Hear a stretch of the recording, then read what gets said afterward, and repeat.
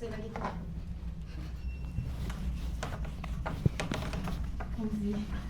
Tanzil makan ni. Potong empat. Saya kenyang ni.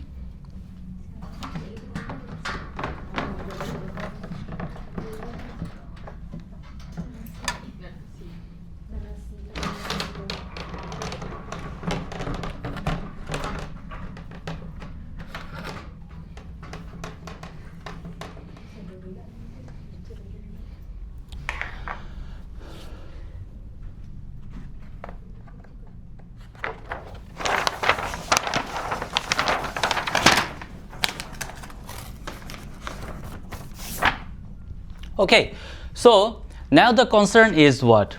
We have completed our day 1. So now in this day 2, we are going to start with a full boost up of energy by recalling our day 1. So this is what, as I said, with my last 15 years of experience that I have done through the industry, I have seen the thing we do repeatedly, then that can help us to get something in the mastery. Even there is a good saying that the 1,000 hours of practice can make you a master on anything. That is, you can be called as an subject matter expert. So over the years that we face through different kind of situation over the time, in difficult times, that really teach us something which is not written in the book. And that I said, this book is just a book, it's just a reference. But it's you who will be using that book in a most efficient manner. And that is what that is called your uniqueness, which is not going to match. Although you're working for the same organization, you're working for the same team, but the way of doing will not be the same. So this is why we are the best creation. We have our uniqueness. Like even if you're a twin in your family, siblings, they also, the mom can identify who is the one, right? That means what? Everywhere there is an uniqueness which we need to explore and identify. For this, I want you all to come over and complete this page with whatever you can recall. Whatever. Just I will help you one thing.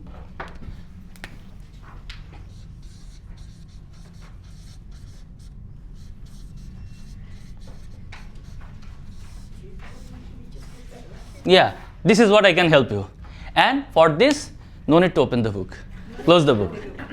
Close the book. Ah, already finished. Supercomputer already, huh? Already she finished already. Ah, so okay, that's great. Now, you all have your pen. Use different color pen and she already got 2. Oh, here one. So this time I would like to request you, as you already have your 4 color pen, so you have to write whatever you can recall out of the game yesterday. Everything, anything you can recall, just write this one. We will be having next 10 minutes for that. Don't say you're asking ChatGPT or Google for that, huh? Don't do that. Just put anything, any point, any word, any sentence, anything you can recall, just do it.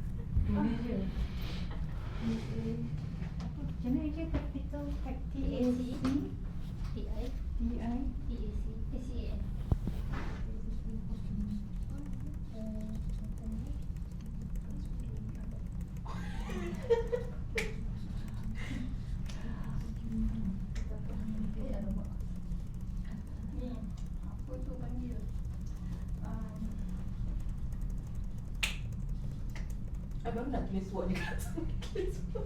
Tulis je.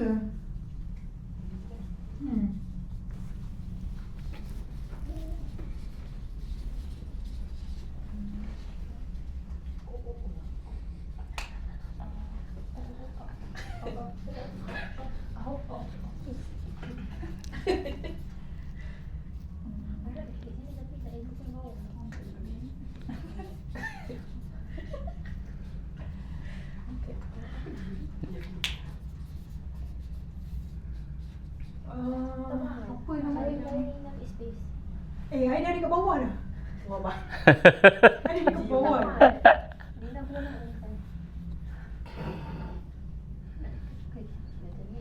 I don't remember the word. Anything you can recall, anything you can recall. Don't just limit yourself. Don't just limit yourself. Anything, even if you Category management. guys, if I just give you one clue. If you think that this page is not enough, use the side part. Okay. Such a good tips. Gabung je semua. And it doesn't matter if you repeat something twice, thrice. I mean, you have written, Nina has written, Azza has written. Doesn't matter. I just want to see whether you can recall or not. What best we can recall.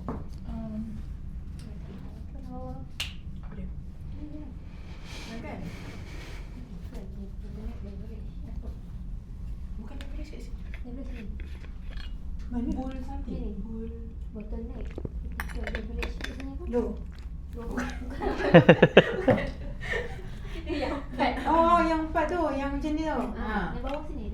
Dia transit ni sampai tadi. Saya ingat dia tiga. Leverage. Bottleneck.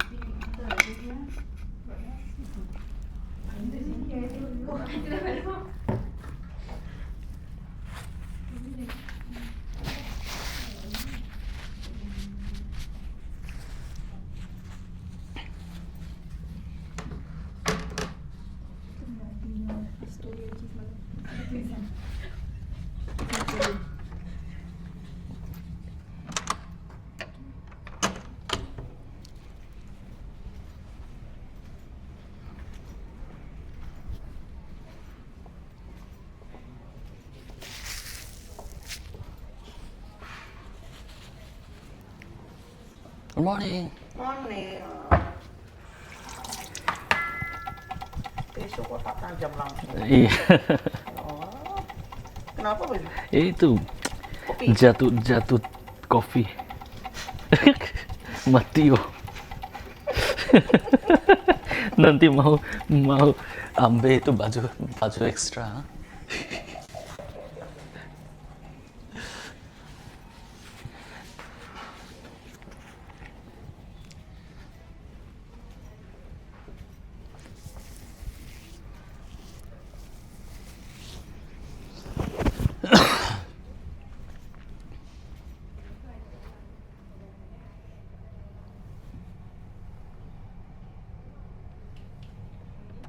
Apa lagi ni? Apa lagi? Ingat.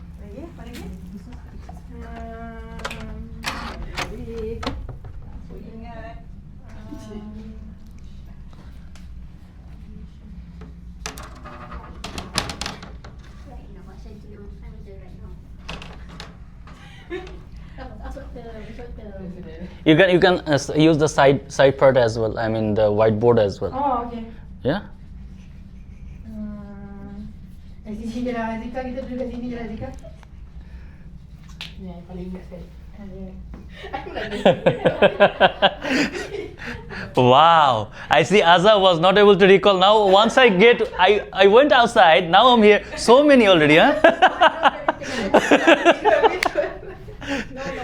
So should I stay for a while outside?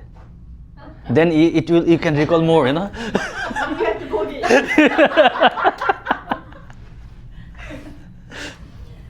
Ataupun kita macam ni, sana sikit. Baru kita ada space sebenarnya. Aduh. Tadi dah macam ni dah. Tu idea pun sempit je. Tu. Lagi satu bulan lagi ni. Lagi? I think this is enough. This is sufficient enough. Okay. So that's enough, right? Yeah. Okay, that's cool. What I see, I was truly truly, I didn't expect that this much you can recall. Hats off to you. Because the way we had done, I thought there was like really over information on your head, and it's very difficult because I saw your eyes one getting loaded, you know. So your eyes were getting loaded. So it seems like the game plan worked well. Yes, today have to. Okay, we have to do the same, right? So the thing is like we see that what you have covered by this time. You already said TOC, it's actually TCO. So total it's actually TCO. So it says total cost of ownership. Okay, so she has written, no problem, she has written total ownership cost. That's the same thing, but standard is TCO.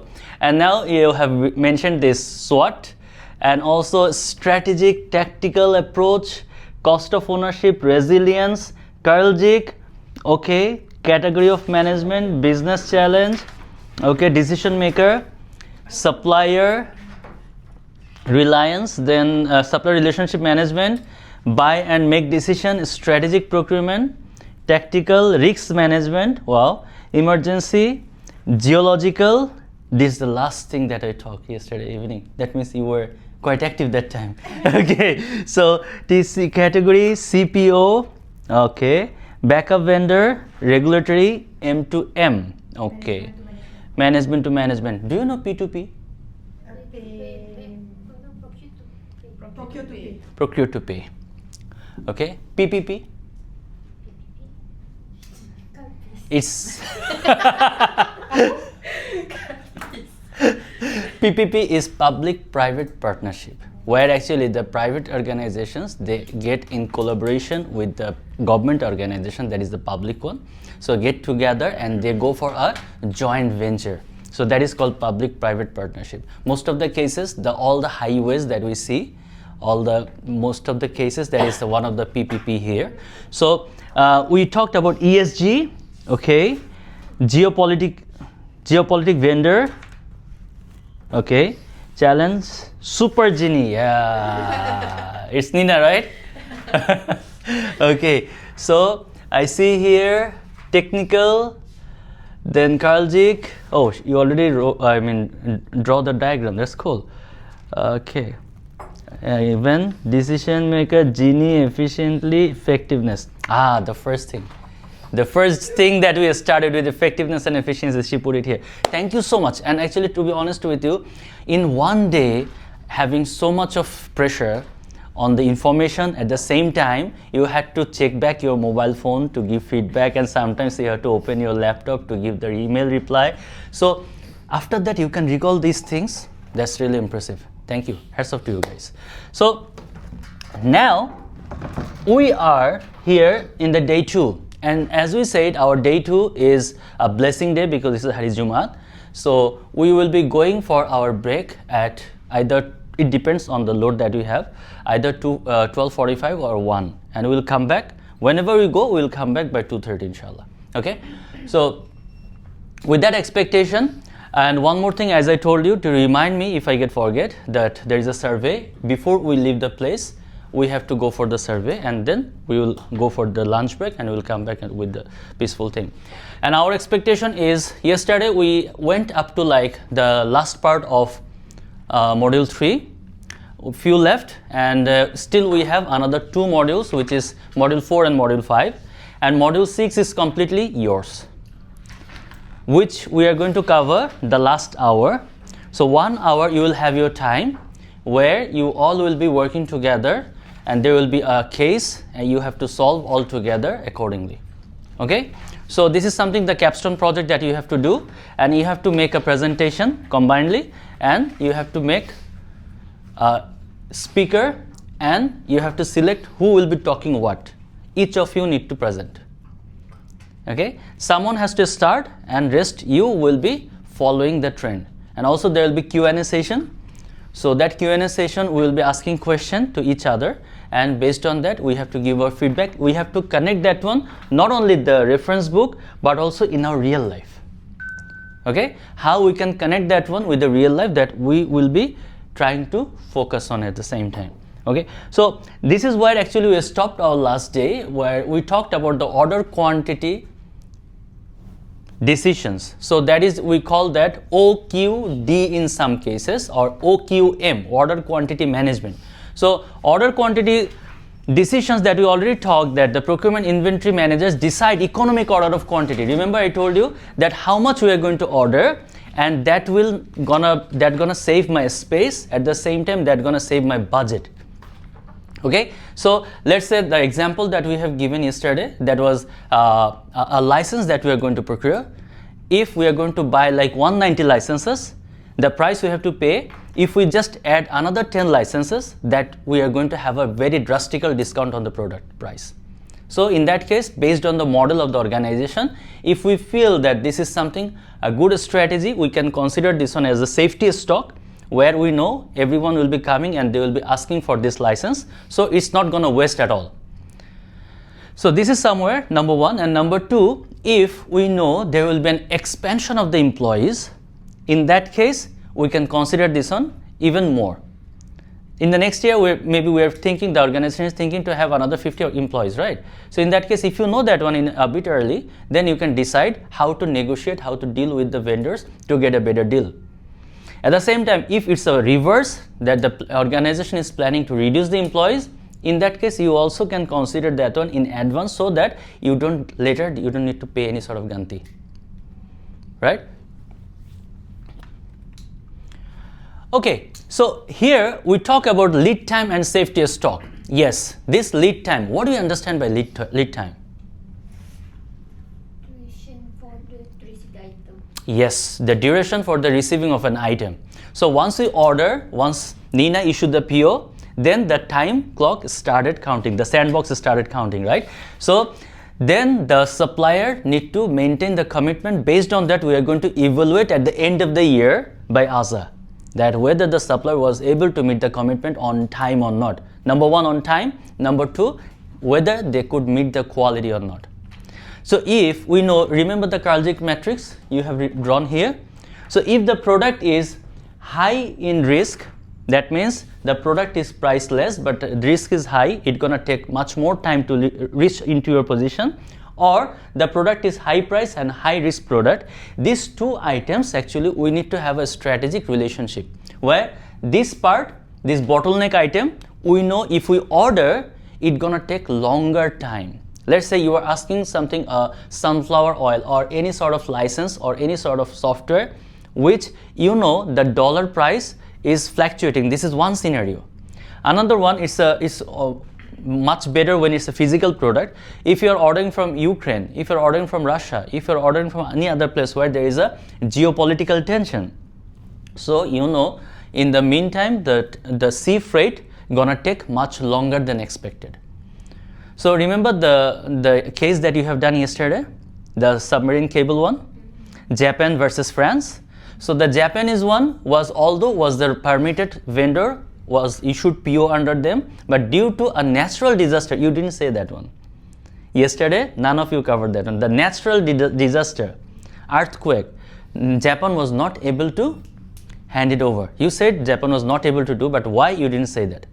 So this Japan was not able to execute the product delivery on time.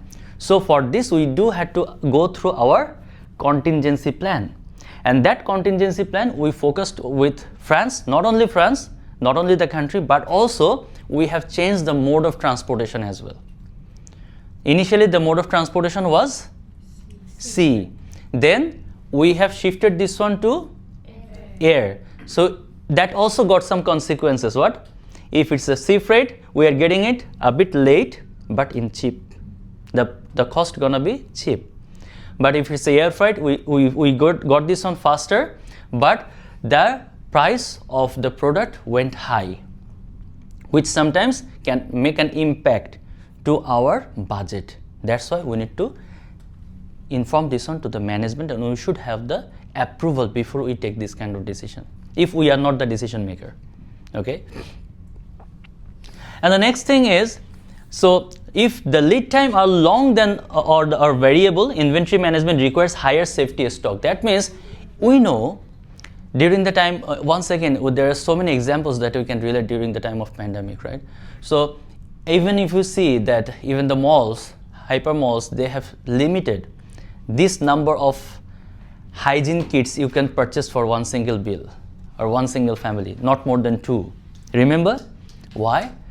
So that they can maintain the demand versus supply crisis. Number 1. Number 2, they are doing something where actually they knows if you order now, there is a huge order backlog from the manufacturer, so it's gonna take longer than expected time. That's why they wanted to make you limited usage so that they don't even get in crisis and other people in the country, they also can get the thing which is needed, at least minimum.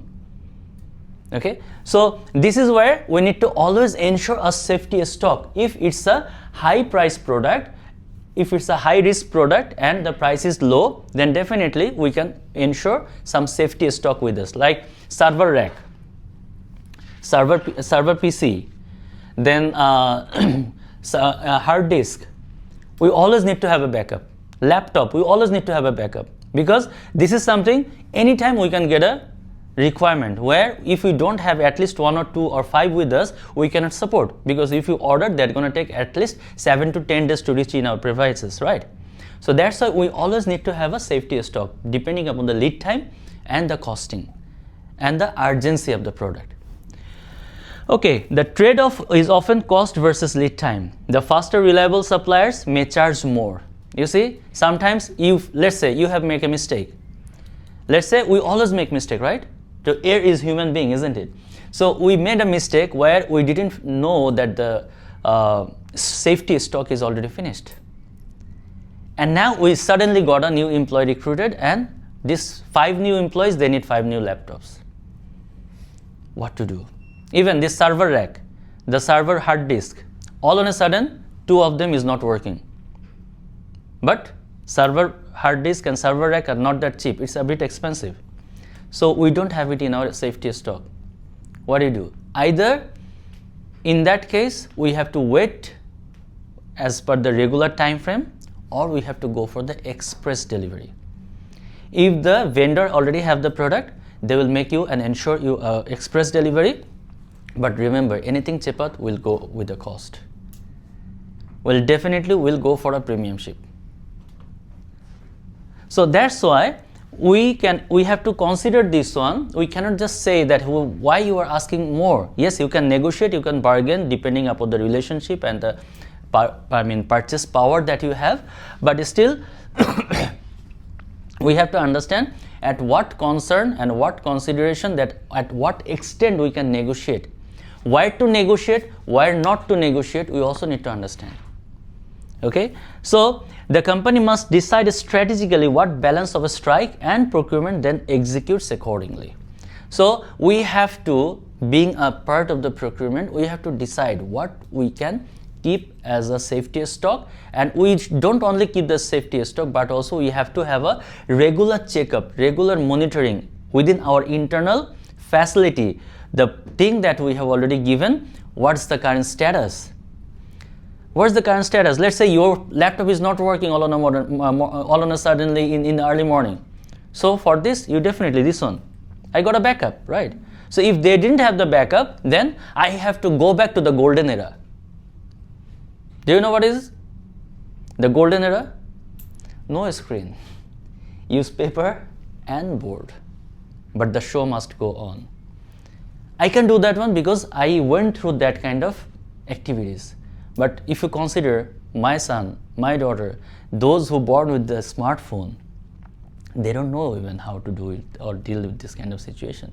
They don't know how to use a button phone. Right? They don't know how to use a button. It's something like it's a good thing in the museum, right? They don't know how to use it. Even the screen, if I put in front of them, they do like this. You know? So this is what actually the new generation. The generation is always a gap, and that's why we cannot just ignore the golden eras. We should have the information. Still in the book, you sometimes find the back end, we had an analog computer, supercomputer, which was a bigger sizing like a house. Why they put this information? so that you can recall from where you have come here. We should not forget our ancestors. Okay, inventory categorization. This is ABC analysis. This is a very interesting thing. This ABC analysis, in every part, many companies, they, in even your organization, you see there is a very good law, very good rule. And that rule, we used to consider this one. Mr. Pareto created the law, and the law is called 80-20 rule. What do we understand by this one? Any idea? Without even knowing what is Pareto law. This 80-20 rule means what? Ratio. Ratio. Very good. Then? Let's say, let me come up with the world example. Even in Malaysia, if you find the number of the rich people in Malaysia, if you try to find, it's not gonna exceed more than 20% of the total population. That means 80% people is mediocre people or average people or less average people or poor, but 20% people, they are that rich, they can be called as rich. It's the same for the world as well. The entire wealth of the entire world is 20% people, the billionaires, trillionaires. If you combine them together, that's not gonna exceed 20%. And rest 80% is the regular people. So this is an universal law. So many people try to make an argument with it, but they cannot prevent that one. Because this is an universal law. Even now we come to our organization. You see the number of products, the number of activities you do, your 80% of the focus, you put on the 20% of the activities of the organization. Let me give you an example. You also need your commodity product as a part of procurement. You also need sensitive product like server, license, this kind of thing, right? So if you combine together the amount of bulk load of the work, you put this specific items or a specific group of products most of the days. You try to arrange, you try to source, you try to communicate with the marketing and promotional items and everything. So major focus is this 20% of the entire activity. But rest 80% of the thing, which is very commodity, you can solve it like a matter of tactical one. They're asking for a laptop, you just give it from your own backup. They're asking for a license, you have the license, you just pass it to them, right? So this is very tactical one. They're asking for a fan, electrical issues, anything. If they're asking, you can arrange this one faster. So you don't need to bother that much for a pen the way you will be bothering for a laptop bulk procurement, right? So this is where actually the criticality, depending upon the criticality of the product and the task, the organizations has created this ABC analysis where A is the top priority. I love this. B is mid priority and C is less priority. So if I ask you to categorize out of the activities, out of the product that you receive in a regular basis or you deal with your vendors at a regular basis, can you make a cluster or have you ever done this ABC analysis? Right? So how many products that you deal, if I just ask you a figure, let's say 100, 200, 50, whatever.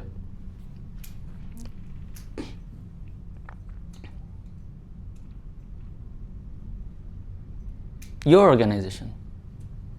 Just an idea. It's not has to be like very accurate or something like this. Just an idea. I guess 100. 100. Okay. So out of this 100, let's now divide A, B, C. So no need to tell me what item.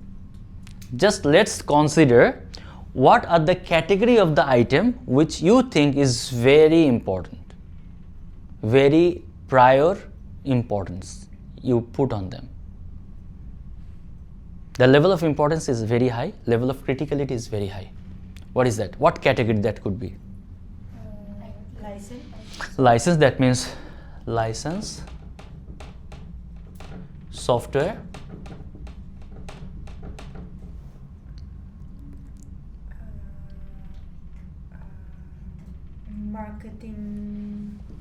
marketing and promotion items, right? Then this is all your high priority task, right? So what is your medium kind of priority categories? Medium, which is not that serious as this type, but not even very less serious, like a pen. B is legal fees. Legal fees, okay.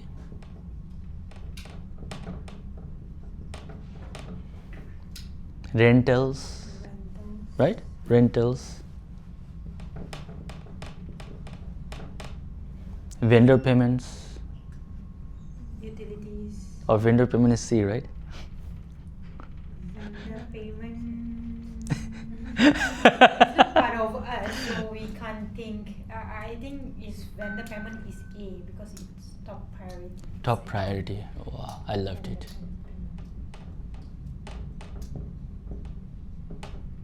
Vendor payment, okay. Rentals, then? Do you arrange any sort of like transportations and other thing? No.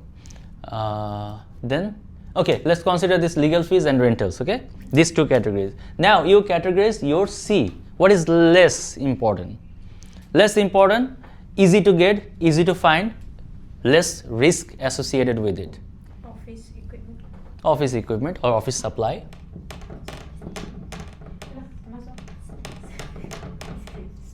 Office supply. Then ice cream.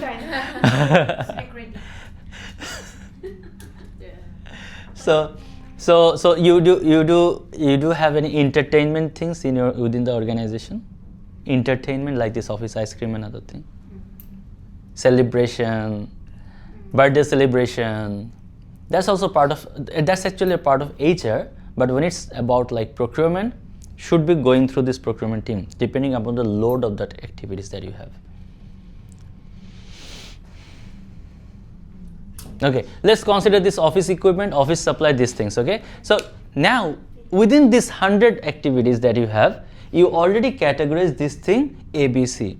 Now if you just break it down, what are the things under this license that you want? What are the things under this software that you want? What are the things that is under marketing and promotion? That means this, if you consider that one, it is the most important. That means you put your 80% focus on this 20% task. It seems like it's so many, but if you compare this legal fees, rentals, office supply, if you compare with the load of the bulkness of the activities, let's say how many outlets you have, how many rentals you have to make a payment every month.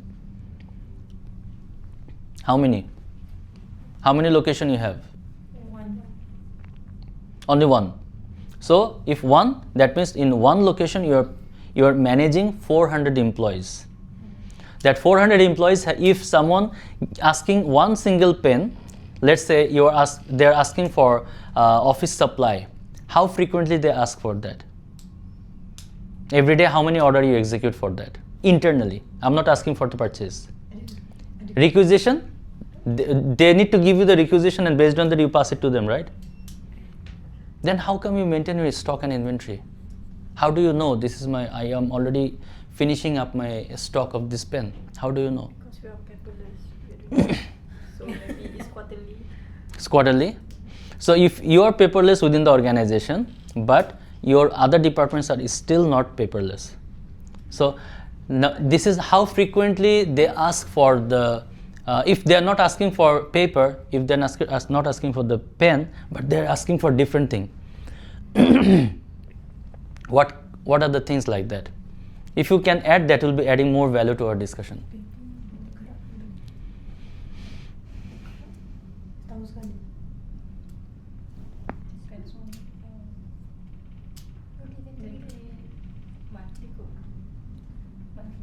Mm-hmm. the paper. Mm-hmm. Monthly, right? So if this kind of thing, normally for me, like when I was dealing with around 4,000 employees, that time when I was in SGS, that time I used to deal with 4,000 employees over the day, that place. So anywhere, any sort of requisition, even a paper within the organization, there are two kind of procurement that we had. One is internal. We had two kind of stakeholders. One is internal customer, another one is external supplier. So anything that we purchase and we stock, and that stock we used to maintain the requirements of the internal customers. That is, our internal clients are all our colleagues. So even every day we used to issue like hundreds of pen request. Lab department asking for 20 pen. IT department asking for 5 pen. Like this. So training department asking for 200 pen. So there, each and every day at least 100 pen there was a requirement from different angles. But it's a very simple task. It's not as critical as this one. But your organization, you see your top category product, top category items, you invest your 80% of the total effort to that top category class, which is even 80% of the total workload that you have. For you, it's 80 to 80. You see, it's a different model for you. You're putting maximum time for your maximum category. That means actually your job, license, software, marketing, promotion, vendor, those things, is most of the time you invest on this one, and each and everything is very critical.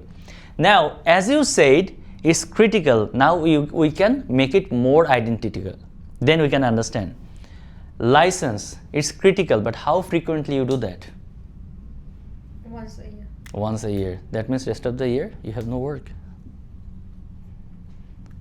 But it's a different ending date. It's a different ending date. Yeah, so Mhm. might be every month we have to renew the license. Every month you have to renew the license. Each Okay. of any of the license. Okay. This each of any of the license, that means you have to closely monitor this license and software part. Now you consider this one vendor payment. That's also regular payment. And also marketing and promotion. This is how much you're engaged in these activities each and every day. And actually you are not hosting this program, but you are arranging logistics for them. What kind of logistics they're asking for? Printing materials, vinyl banner, billboards, different kind of things, right? So this is something that is not that crucial for you because you are not directly dealing with it. You are communicating with your vendor and your vendor is giving you the rest of the part. But the task is prior to you, but you are getting support, the logistics support, which is not that prior as your license checkup and vendor payment. Am I clear or not? Are you getting me? Because this marketing and promotion is your prior task, but for this, when the job comes to you, you just spread the task to different third parties or vendors. What you need to do, you just need to follow up and check whether the product has arrived on time or not. Rather, I would put this vendor payment on top priority for you, because once you get the order delivered, then your challenge is to convince your finance team to make the payment on time. And finance always have their own story. Not today, day after tomorrow, next week.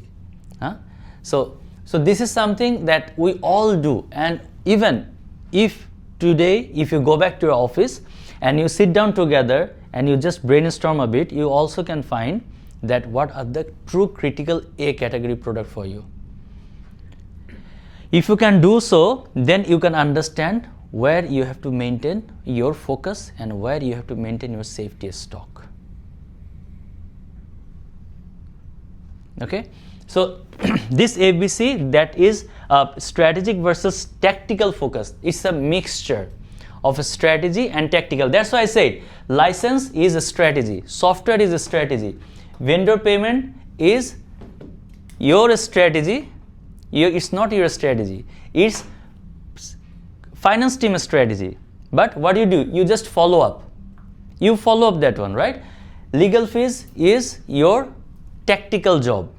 You just remind the finance that you have to make the payment.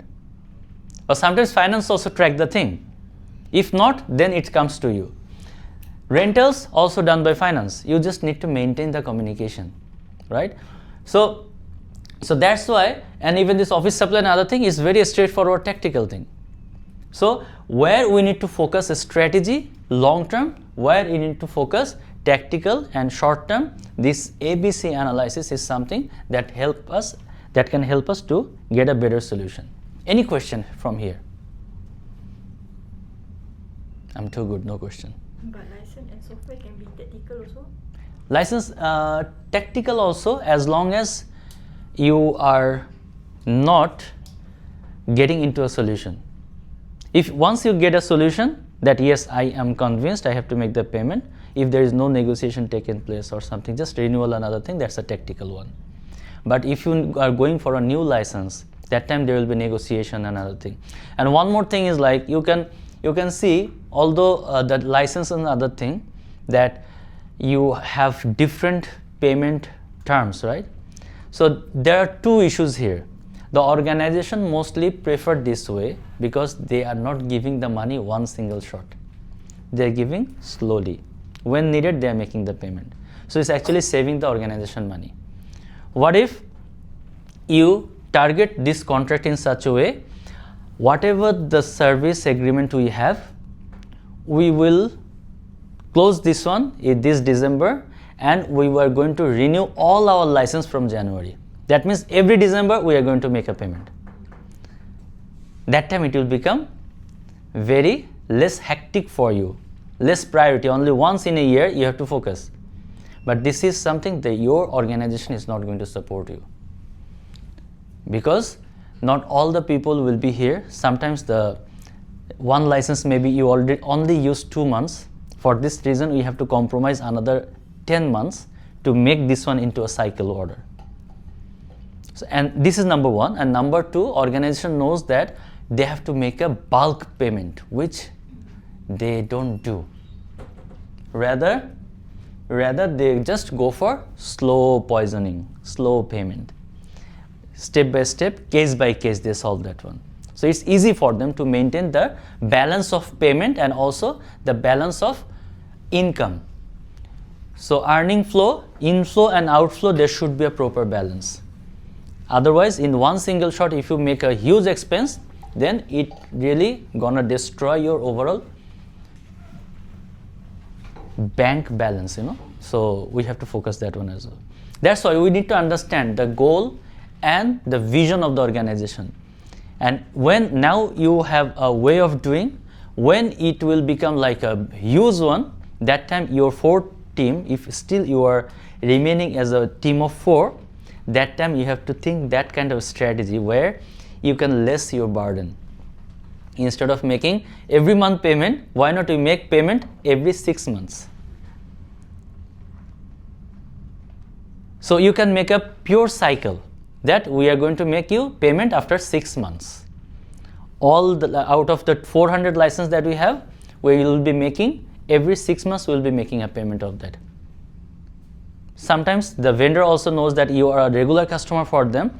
They also agree that okay, you can make a partial payment for that.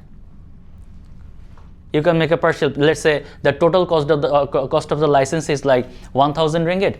So you know that in 6 months you will be having a due of 500 ringgit. So I'll make you a payment of 500 ringgit. So this is something that your way of negotiation, if you can convince them, you can save a good amount of money. But again, your company depends whether that's gonna save your time actually, that's gonna make you more efficient. Because instead of going every day checking that how many license we need to renew, we are reviewing that one for each 6 months and we are making a single payment for that. That's saving our time and effort.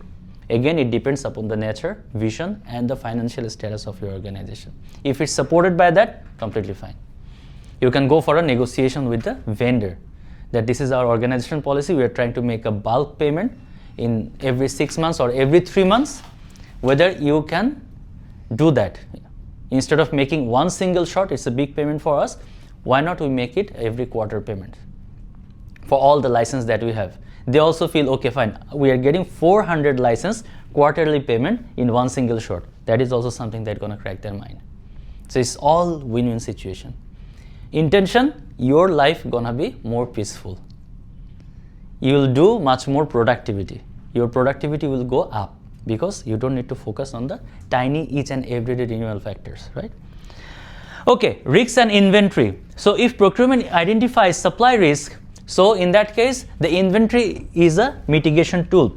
Keep the extra one. As I said, keep the extra one. If it's a bottleneck product, the price is less, risk is high, it's gonna take higher lead time than expected, go for an extra order so that you don't get into trouble.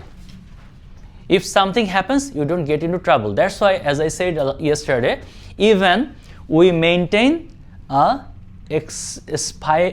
we even maintain a spare tire in our car to keep ourselves safe in the emergency time. And procurement might ensure a secondary supplier. Remember, yesterday we said about Japan and France. That is like a secondary supplier. If the main supplier is not able to supply you on time, definitely you can go for a alternative if the time is crucial for you. Remember, time is crucial for you. So if you don't have that much of time, you definitely can go for the emergency one. And there is a very good saying, in procurement, negotiation doesn't work. In procurement, negotiation doesn't work if it's an urgent situation. Let's say if someone is in life support, now we need to go for the surgery. Do you have any extra thought? Are you going to make any negotiation with the doctor? I need him to be safe and alive. That's an emergency. Should not go for any sort of negotiation. Think of the people in Gaza, how much they are struggling to have a small amount of food. There is no negotiation. As long as you are having food, no negotiation. It's human, inhuman, insane, but it's legal for them. Nothing to do. We have to live our life. Right? Okay, so coordination via SNOP. So what is SNOP? SNOP is sales and operation planning. Okay, so your sales team, they do have their own plan, they do have their own way of thinking. So if you are not able to getting a coordination or cooperation from them, you need to make a good liaison. We need to make a good collaboration with them so that they also come to us, or we go to them to know what is their expectation, what is the plan they are cooking inside. So if we know what's their planning, so as a part of the people who is arranging the ingredient for that one, all the ingredient barang you mau kan, kalau you mau buat you mau masak satu item, in that case you also need the barang for that. So that barang, if you are the one who is arranging, so if you don't know what the dish you are going to prepare, how you are going to arrange the ingredient for that. So that's why this sales and SOP, sales and operation planning, or the integrated business planning, where the procurement, operations and the sales marketing meet aligned demand and supply plans. How frequently you sit with your marketing team?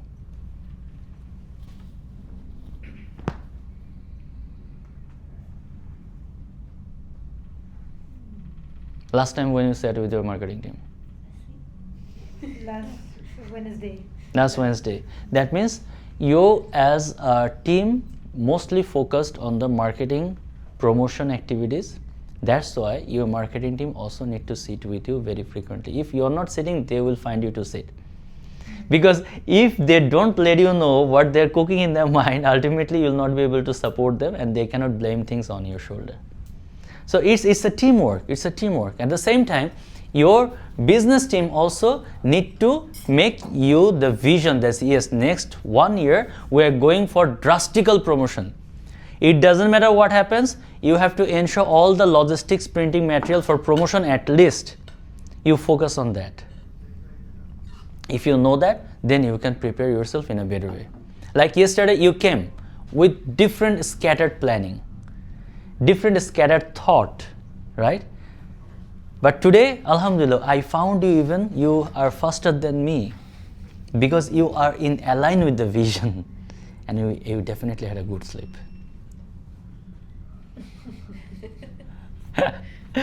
So all the information loaded on your eyelids, and you won't sleep so fast, right? So no Netflix yesterday, isn't it? Yes. No Netflix. So post-pandemic shift. So this post-pandemic shift is something that we have seen. There is a JIT. Remember what is JIT? Just in time. And this is called JIC, which is just in case. That means initially we need to think that there is no extra inventory that we are going to maintain. When needed, we'll just make a call to our vendor, or the vendor is there and they are ready with the product. Whenever we asked for it, they will deliver it to in our premises. That's the condition in JIT. Or if it's not the vendor, your warehouse team. We as a production plant, we as a manufacturing team, we are not going to maintain any extra buffer warehouse inventory. When needed, we will just inform our warehouse team and they will put it instantly from their premises to our premises. That means no inventory holding cost in the operation plant. Clear? So in this case, during the time of pandemic, this point has got into a consideration. That is called JIC, just in case. Just in case you are not able to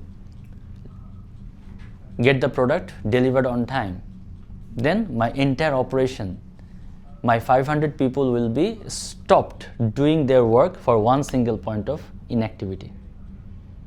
There's a very good concept of Toyota in their production. Anything happens in the production line, they just put a red light sign. And instantly someone there come, solve that one. If it's not solved on time, the entire production time goes longer than expected time. So that's why this JIC, they started doing a practice where they need to put one extra with them, like this laptop, one extra with them. Anything goes wrong, they can just put it up so that the time it's gonna take to repair the laptop, at least you can keep doing your activities without any disruption and a hamper. Clear? And I added another term, which is JLL. Remember I told you? Means that's something just a little late. Just a little late. And you see, it's all common for all of us. Each and every day we face the same thing. Just a little late. Oh, at a bunny traffic. Just a little late. JLL, just a little late. So this just a little late, this is a very regular concept which is not written in any book in the world. And we as the real people working in the real pain, we know how painful it is if it's not coming on time. Especially the day before event. Oh, if your product is not, if only one single thing, if it's not arriving on time, you just crack your mind, you know. It's very sensitive. Okay, so let's say that you are planning to give a gift hamper to each of the participant, and you have to make this one in advance, right? You have to prepare this bag in advance to the event.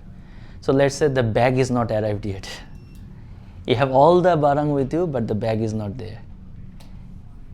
You are not able to do anything. So that's JLL is very, very sensitive, and I believe you all face this thing somehow, someday, every time. And you always have to have that buffer timing in your mind, that if I need this one in next 1 week, I will tell them I need this one in next 5 days.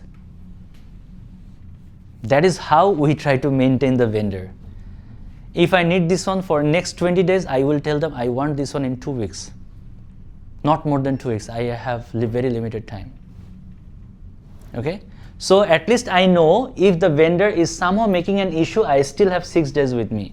So I can consider this one as a matter of consideration. But when I do the negotiation, is initially I will tell the vendor, can you deliver this one in 2 weeks? If you cannot deliver, then I am going to penalize you.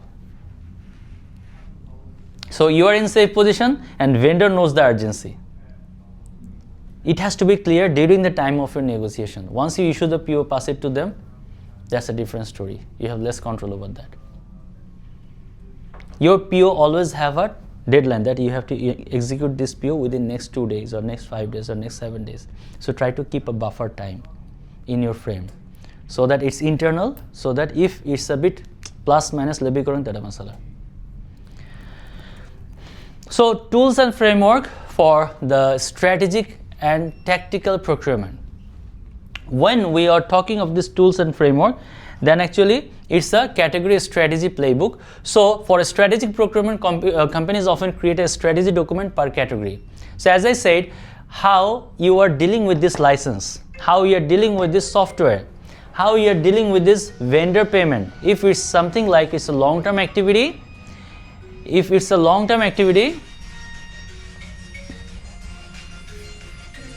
okay, let's move a bit with the music, with the rhythm of music, right? So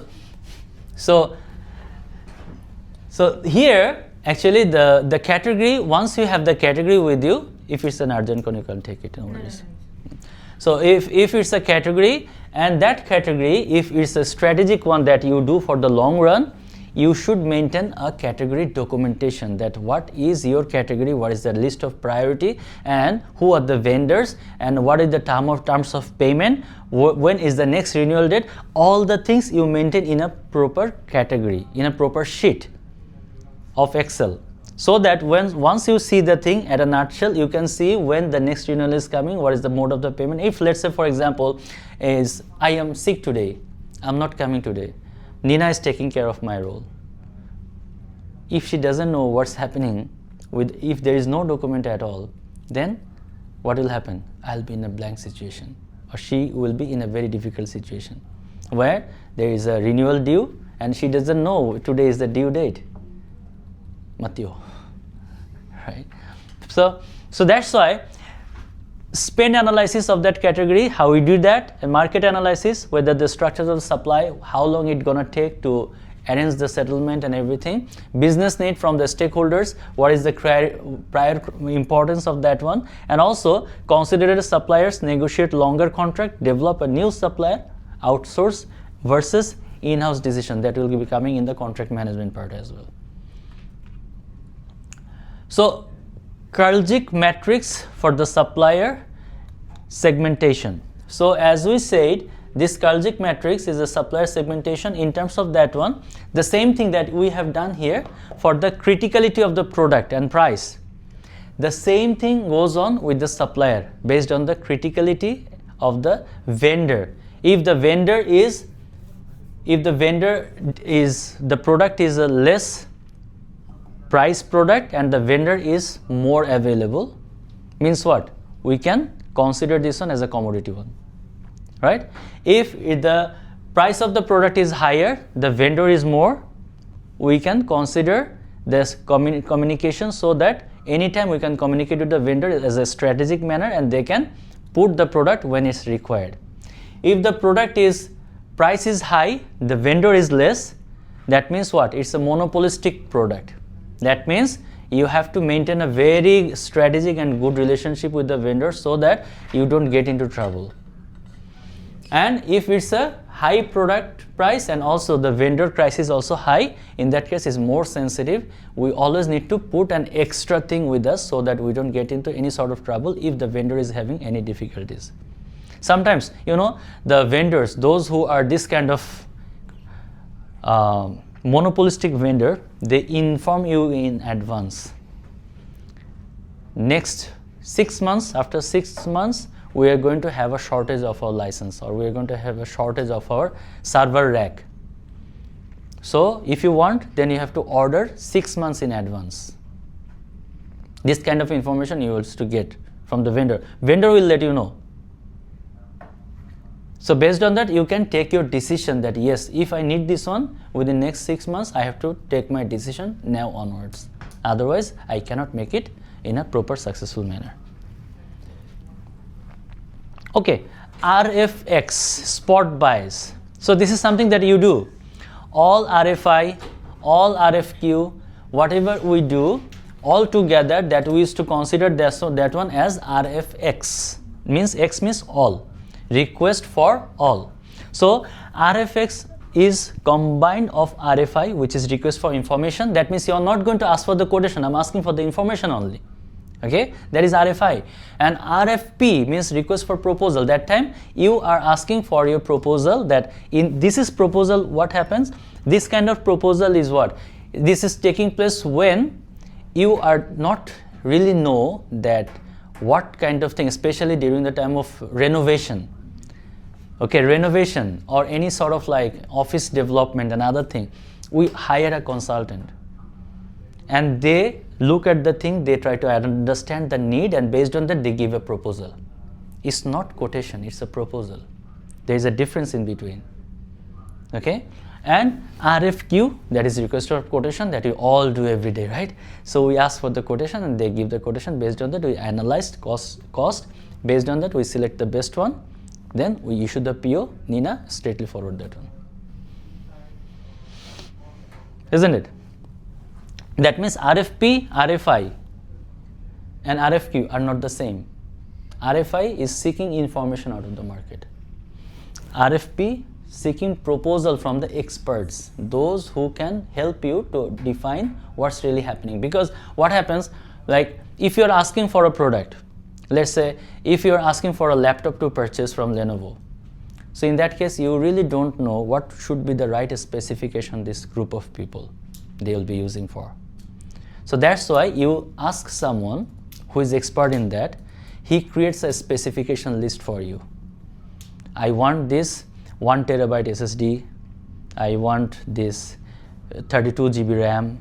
Okay, all these things, once they say I want like Core i8 processor, so whatever they give, you just list down based on the information.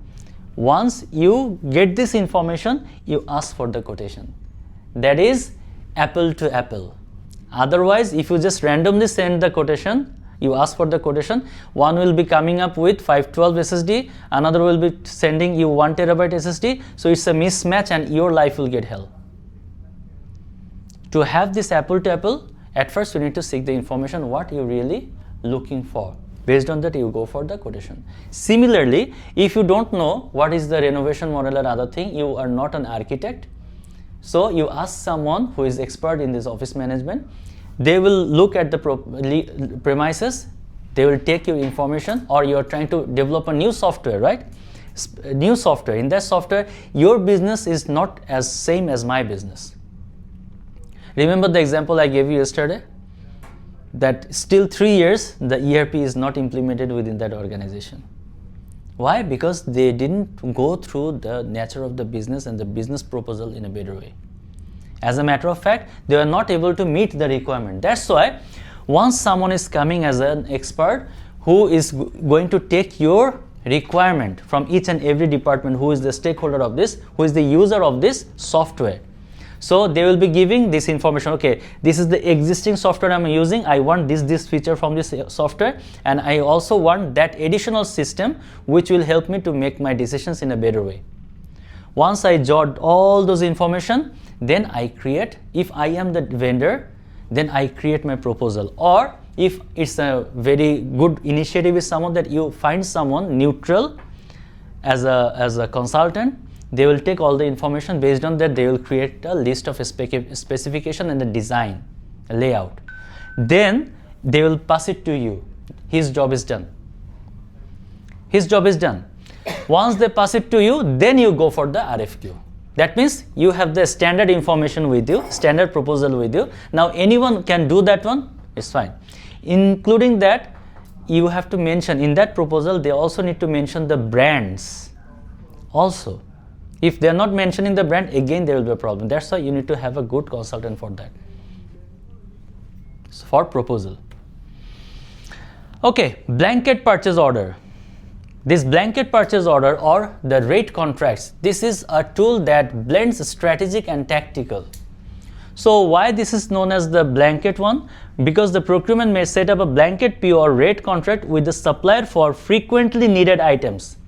That means every year you go for the office equipment, right? Stationery, vendor, you enlist them with their given price. Once you give the contract, then again you don't need to ask for the same quotation every time. You just let them know this is your approved price, you know that one. You just let Nina have the PO and Nina just processes that one. It's not something that she need to go through the purchase decision and everything, spend analysis and everything. No need to do that. You already have your price approved. You just need to propose the PO, and she will be having the PO once approved, and she will pass it to the vendor. Vendor will deliver the thing to you. That is the blanket PO. So that is the blanket rate or blanket PO. That means you have covered the entire year contract in one single time, every year, annually. Sometimes it's bi-annually, I mean twice in a year. It depends on the structure of the company as well. Kanban and VMI. See, this Kanban method is something we call this one as is a signal based replenishment. As I said, in Toyota, when they are making the production, that time any single point, if there is a shortage of the inventory, shortage of the product, they put a signal, they put a light that I need this gearbox in my place, it's already finished. So that light can be seen, and that signal can be taken care from the control room, and that they knows that where is the product to be go, where the product should be sent, and they just manage this one accordingly. And in the VMI is totally different, where you are not managing your inventory. Remember, you are not managing your inventory, rather your vendors are managing your inventory. Can you give me an example for that? It's a very common thing. If I say, you will say, oh yeah, I knew that, and I face that every day.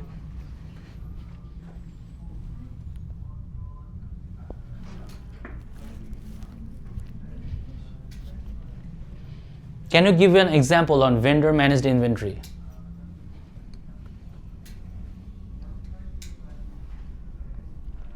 Okay, let me make you give you a good example.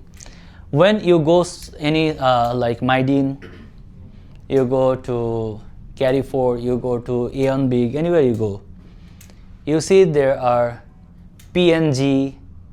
All the product has the all the product in the shelf belongs to PNG. All the products belongs to L'Oreal, right? And you will find someone is standing with a PNG T-shirt or L'Oreal T-shirt. Sometimes they will give you, if it's a food item, they will give you some tester. Actually, that rack is maintained by PNG alone, and PNG is making payment, giving rental to Aeon Big. PNG is giving rental to Aeon Big to use that shelf. You understand? So the responsibility belongs to PNG. PNG employees will be there. They will be maintaining the shelf. There is no empty on the shelf, and mostly she or he will be standing most of the cases every time over there. And if it's a food item, they will give you a tester. If any support needed, they will show you how to get that product. It's actually not an Aeon Big employee or Mydin employee.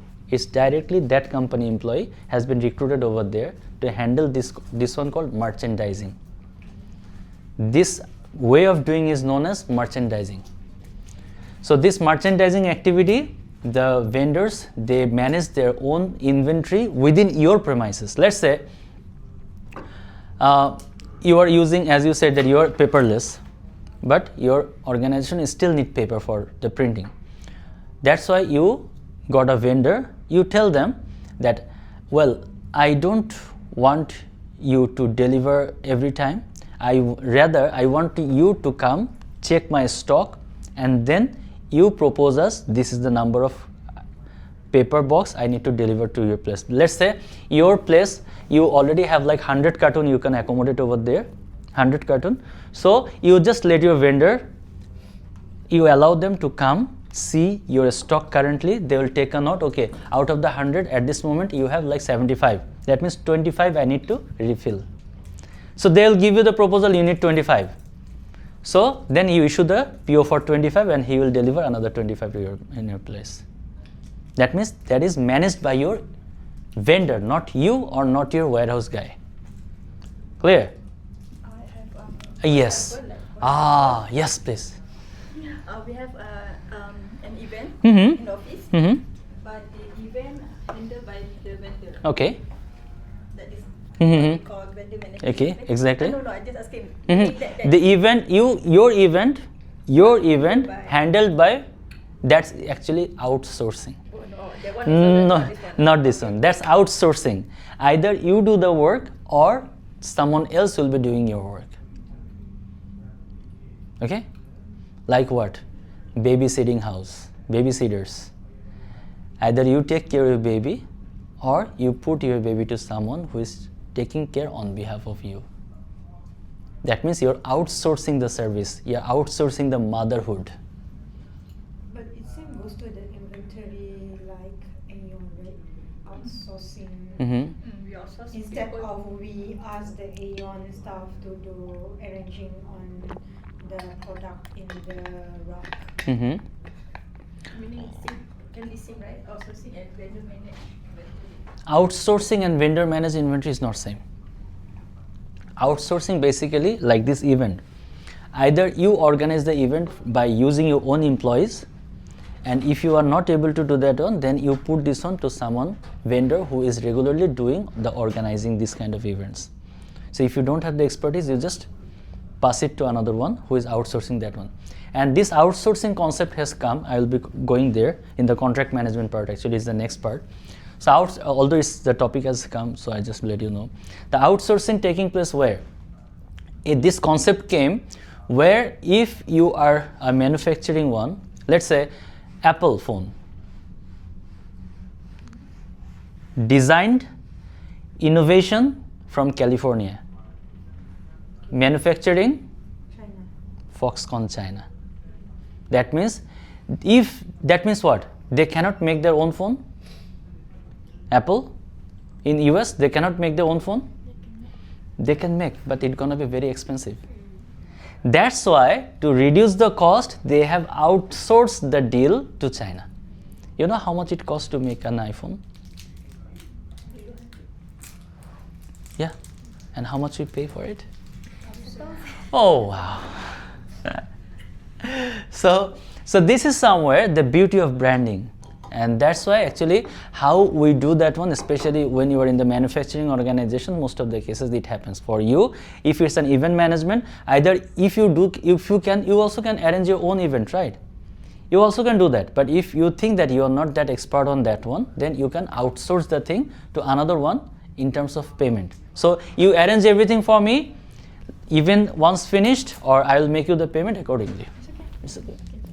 Sorry. So I will make you the payment accordingly. So that is not charity. Or if you are an employee, if you are doing the thing, the organization barely give you an extra money for that, because they are already giving you the monthly salary, right? So that is actually the in-house management, and when you are taking the same activity, instead of you doing, someone else is doing, that is called outsourcing. Let's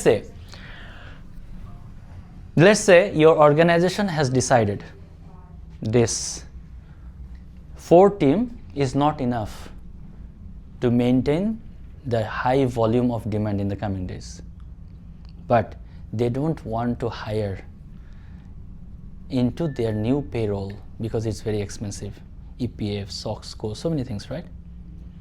What they can do, they can assign some of the task to a remote worker. They are outsourcing. Understand?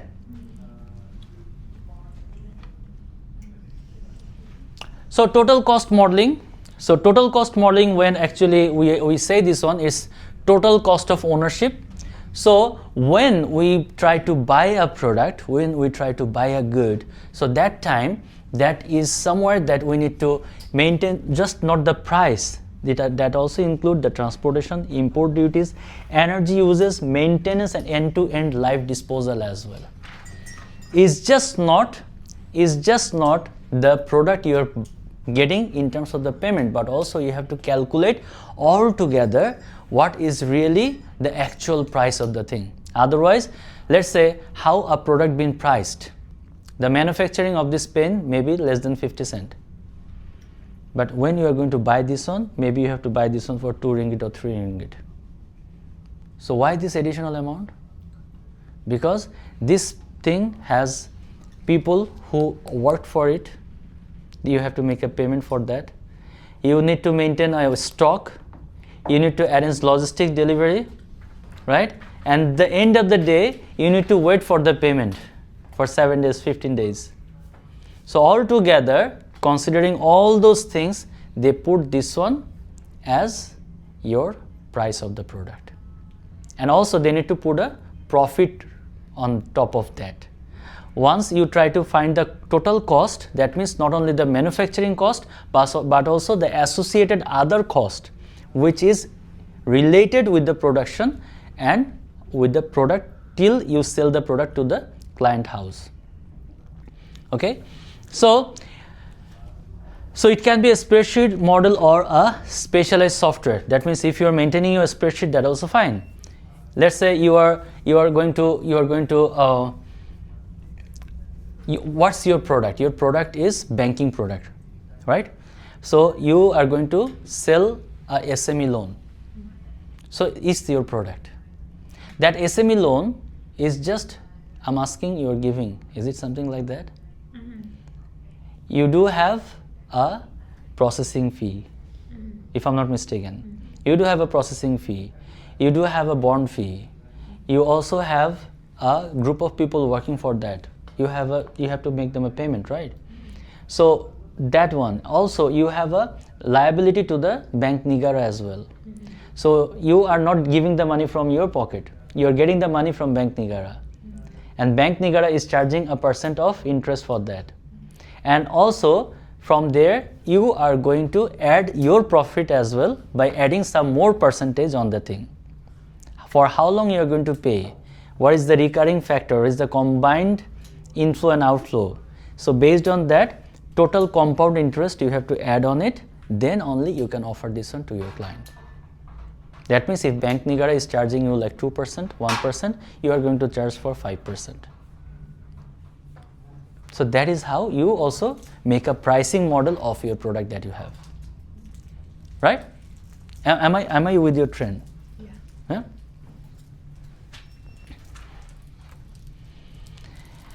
KPI dashboard. So when it's a time of KPI, so KPI is strategic versus tactical balance can be managed by having appropriate KPIs, that where to negotiate, where to go for contract management and where not to go for that. If you can understand, let's deal in that way. Here is an example where the spend with strategic analysis or saving achieved on the strategic projects measures the strategic success, while KPI like PO cycle time or on-time delivery rate measures tactical efficiency. What does it mean? Means what? How long you are going to do, what would be the real deal, and how you are going to having the vendor onboarding. That is not Nina's part.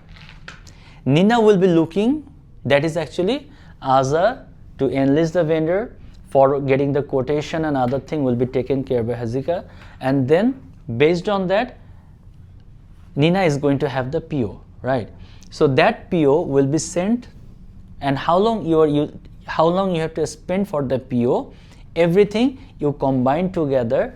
The less time means you're more efficient on that. Your KPI, let's say for example, I have to ensure PO in just 24 hours or 48 hours. Some cases is 72 hours. If less than 72 hours means you are doing fantastic. If it's crossed more than 72 hours means you are not on your KPI. And that time, if you want to be on track, you have to push your decision makers to ensure the PO approval on time. Otherwise, you will be in big trouble to meet your KPI, because HR doesn't know who let you hold down. HR knows that you didn't issue PO within 72 hours, means you didn't meet your KPI. That is specifically purely tactical. And when it's a long-term process, let's say you are targeting for a 15% cost saving out of the office stationeries purchase for the year of 2026. For this, you just cannot issue PO and raise the thing. It's not like that. You have to communicate, you have to search, you have to check the market. Based on that, you have to find the best alternative. You have to negotiate with the existing one, and if the existing one is not supporting you accordingly, then you have to find an alternative so that you can ensure the savings for the long run. It's a longer term contract where it's a strategic part. Means what? Congratulations. So we have done another module. So before going to module 4, there is a small case which is related to Parley's one. So you can have a look. And as usual, we're going to have a minute of 10. So that 10 minutes, we can do anything. And for this, what you can do, you can discuss like yesterday, as I said, you can discuss face to face like this. You can sit here face to face and make the discussion more efficient and prominent. And I feel pity for Nina. Yesterday she was writing on her lap. So yeah, you can change your seat and you can sit face to face. You can have a discussion for next 10 minutes.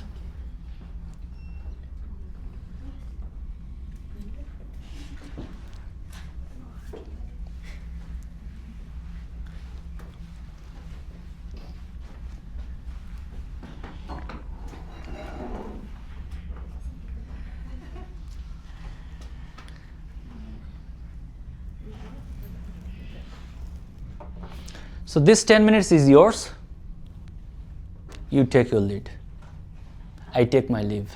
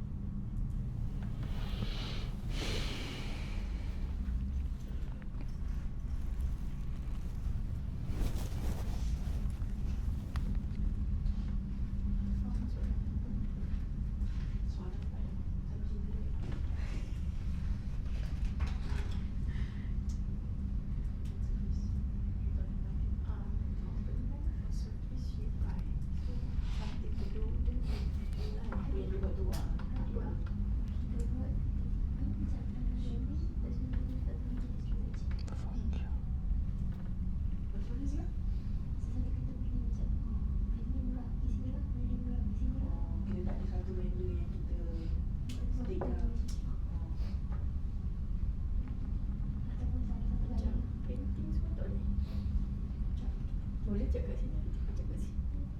Kita ada compare harga kan.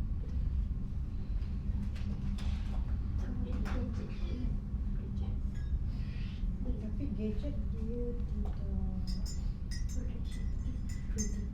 Oh, jarang-jarang. semi quarter.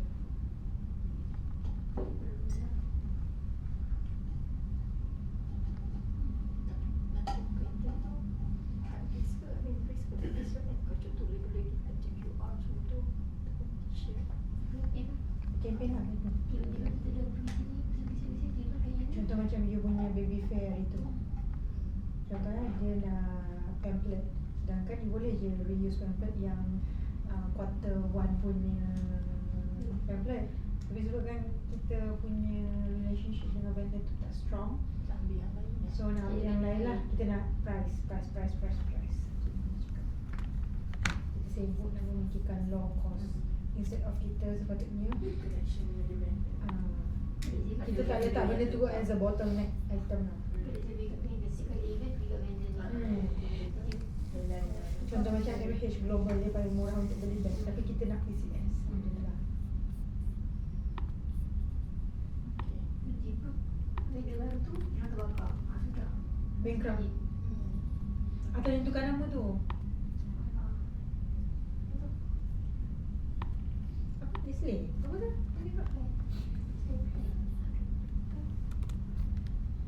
Ada ini dia tu tetapi Berhad bisa strategi produk. Faham maksudnya apa? Okay, kita treat dia as a tactical. Tapi di sebalik tu boleh tak kita tukarkan dia as a more strategic approach? Macam ni lah, dia company yang second ni dia ubahkan benda tu as a strategic approach, sedangkan benda ni low cost. Contoh macam yang ATM paper punya kertas mesin, kalau kita ambil duit tu, benda tu low cost, tapi kita ubahkan dia as a strategic, menjadi dia as a high risk, supaya kita tak putus stok, kita ada bekalan.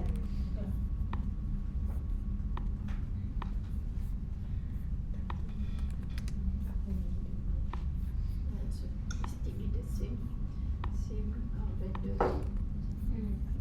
Kita ship dengan vendor yang sama. Lepas tu untuk Bukan enter jenis itu jam-jam. agreement selama setahun and lock the price selama setahun. So macam kita dapat harga yang berbaloi dan vendor tu prioritaskan kita dulu lah. Atau di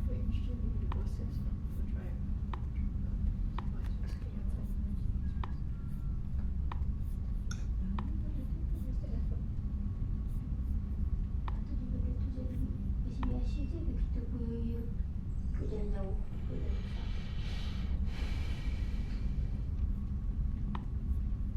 Kita ada senario, sebab kita memang engineering the process. Tak takut.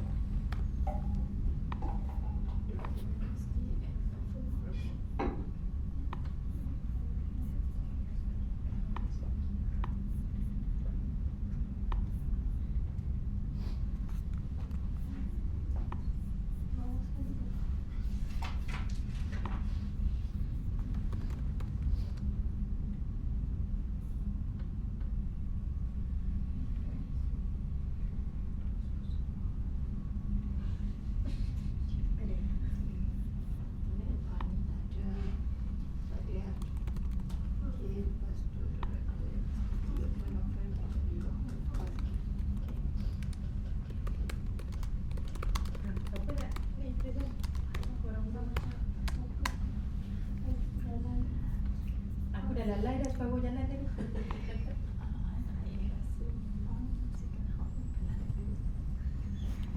Sebab sikit perut tu dah lalai lah.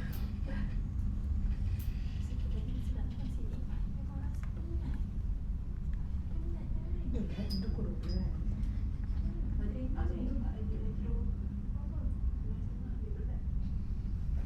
Kargo kan?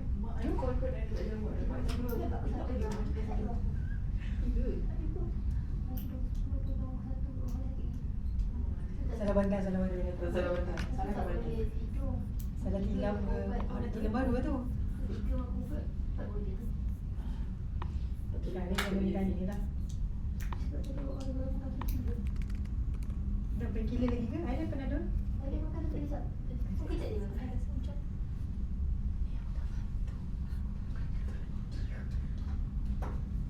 Aku sedih tu. Dia dah pandai bawa kat aku. Ya, macam mana?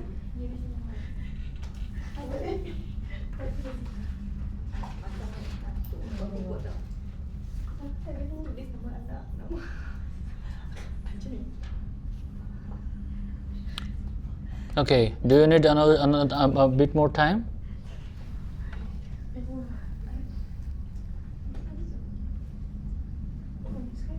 Apa? Ah? Do you need to Do you need- answer this model 3 Model question? so? Mm-hmm. Oh, okay. Okay, more time. Oh, more time.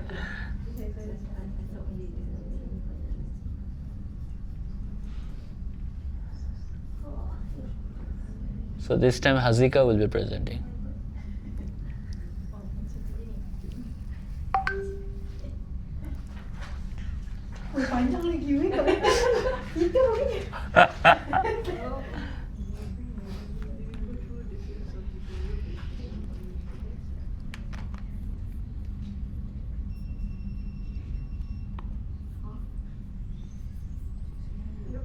Oh, sebenarnya dia kat bawah. Baca senario je, macam senario je. Kau tak baca kat atas tu.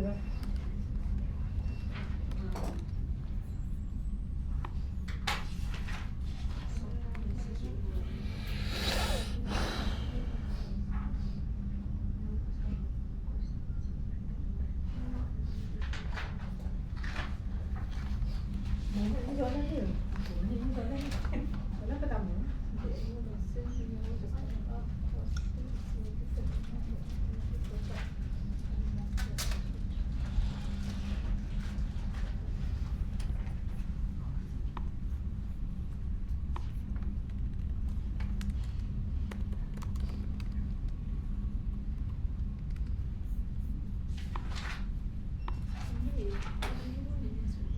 Tak, dia punya macam ni. Dia punya satu software renewal. Dua macam ni.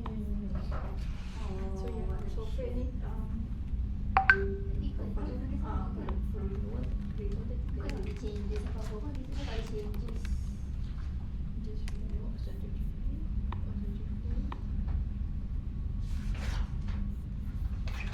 Kalau alternatif produk ni produk yang lebih kurang tapi bukan produk yang sama. Bukan dia kata alternatif vendor, alternatif produk. We will do the strategically, but we did not consider alternative branch. Kita still evaluate, still nego, still RFI baru. Apa yang ni? Software license. Tapi kita tak Jumio, EKYC. Buka semua open bid balik. Lepas tu compare. Bagi tahu Steven, cakap we have this costing, we do the evaluation semua. Itu terpulang kepada korang, nak still maintain on the Jumio ke tidak. Itulah. So dia dua senario boleh berlaku lah, sama ada kita buat je renewal ataupun tidak. So the Dekat strategic lah. industri kita lah sekarang ni. So the strategic lah ni. Strategic. Kalau dia kata switching lebih kompleks lah. Sebab kalau nak switching macam branch, kita kena integration semua. Itulah susah lah. So nombor 2.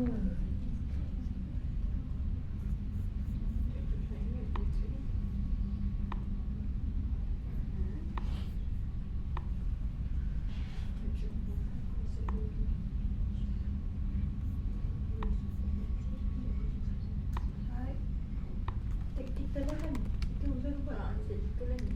So macam Maidin punya campaign. Sebab tu macam short term. Short term punya period. Tactical, evaluate, nego, habis. Cik boleh habis je. Yelah, tapi tactical is macam sekejap. Kalau strategic ni you nego macam 10 kali pun kau boleh nego macam tu lah. Kalau renewal kita dah tukar masa, pergi strategik juga.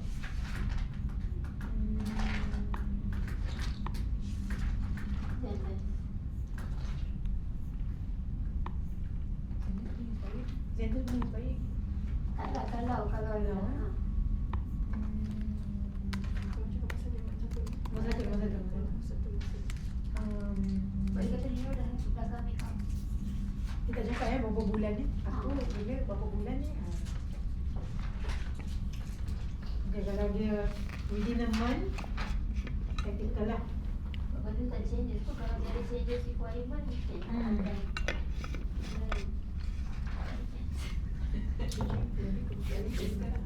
tak tahu dia. Dia boleh jadi dua. Tapi itulah, tapi dia kedua. cakap gini, switching lebih kompleks.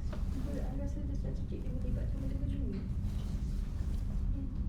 Okay, I'm giving you another 5 minutes. Dah Tapi rasanya tak ada masalah kita boleh memang strategik. Pendapat Okey, pendapat dia.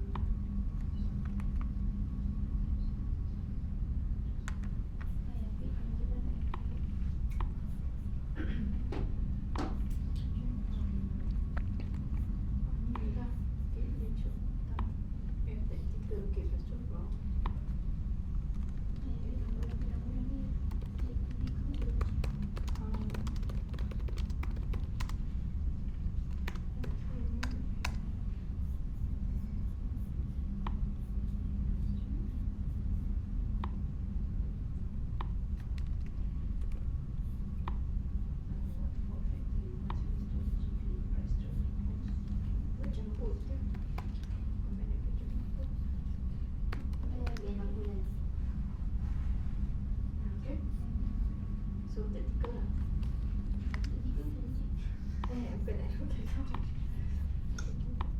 Susah. I rasa ni strategik. Sebab kalau tactical dia immediate budget.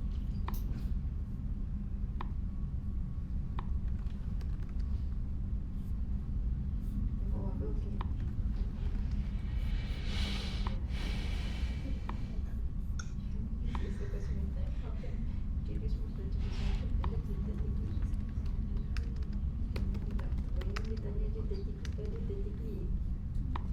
Tapi how to handle?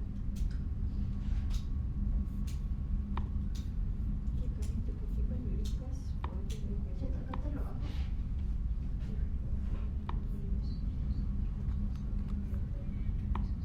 Faham kita ni. Ada dekat dedicated. Ini tactical tu, nanti for attending. Maksudnya dia beri mana by order lah. Dia layan lah 10 dan 10. Oh, okay, salah baca. Tadi I ada cakap, how can we introduce this tactically? Tak nampak strategi ni, so strategic. How Kita can we lupa nak kasi order. Aku tiba-tiba hari ni bodoh pula dengan Kalau benda ni. pakai order maksudnya buka korang apa, bagi tahu dia dia tahu dia. Literally, your time is up. So, do you want more time? 5 minutes? Okay.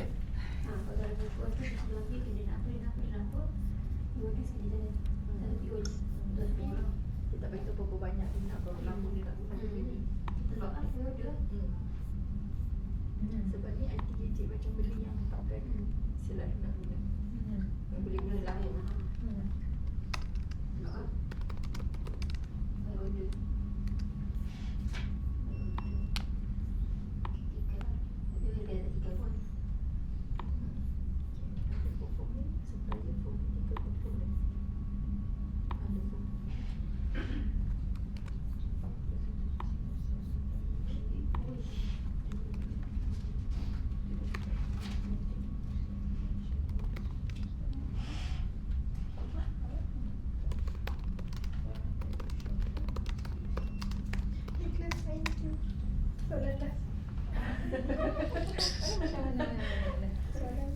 Yang ada performance tu. Oh, okay. I need you. So, directly connecting to someone in the company, right?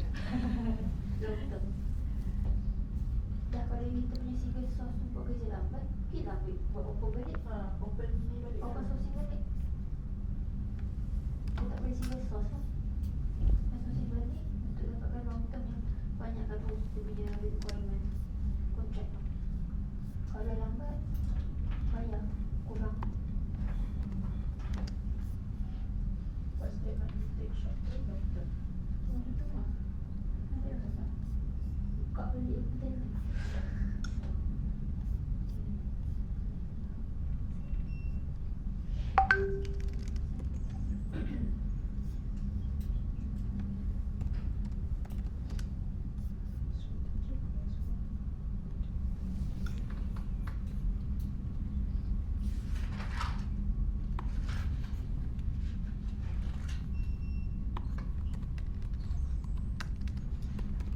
Soalan dia benda ni still considered as a single source ke tidak? Aku punya ada satu soalan lagi dengan soalan kau. Kau bagi kau soalan, aku bagi kau soalan. Dia punya strategic single source tu boleh lagi ke kalau dah buat hal? Boleh lagi. Dia So suruh buat kita cari lah. Sebab dia tanya kita, what step might you take? You take short term or long term? Okay, apa yang you akan buat kalau you nak go to short term dan apa yang you buat nak kalau you nak go for long term? Soalan pertama, dia akan single source lagi ke? Ah. Sebab dia kata boleh evaluate. Maksudnya bukan boleh keluar single source. Tapi strategy respond might be re-evaluating the single source. Strategic lah yang dia Itu long term kan? long term Punya. Tapi kalau short term, follow ikut dia orang jugalah. Emergency purchase lah, emergency purchase lah. Layan je lah dia. betul. Even dah lambat buat kerja tu. Bagi training. So, kalau Okay, dah. Dah pastikan kita ada tu portfolio 3 bulan. Oh, setengah page. Aku sambil tengok kau, aku sambil makan. Kita makan PGDSCM. Oh, setengah page ni. Oh. Oh, kan. Tahu. Dah apa tadi? Ni yang dua yang pasal chip tu. Apa next?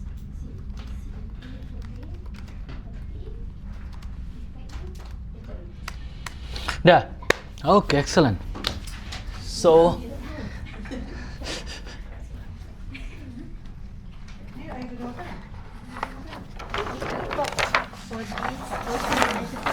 yes. So you can take because you took energy for the whole day yesterday. Oh, Remember, those who preserved the energy for the whole day yesterday, today you will be representing the most. yeah. Tapi ada ngantuk.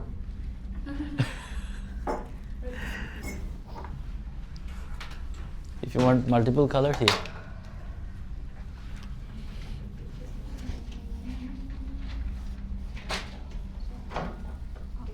By the way, the case that you are having, what do you think? Is it okay, so the cases that you are having at this moment, what do you think? Is it in line with your activity, or can you connect the thing with your regular doing thing or industry? The case in this book. Mm-hmm. Is it practical for you somehow? Because the case is more to the telco. Mm-mm. I'm not in the telco part. Okay. So it's not matched. But in terms of actually the telco, and telco is the infrastructure provider for the digital banking. So digital banking cases, there are few in the book. Yeah. There are few in the book. The next part is the digital banking. So it's coming, this telco is connecting with your digital banking. So that's why this case is actually in connection with each other. Sometimes one case is not enough to understand the thing.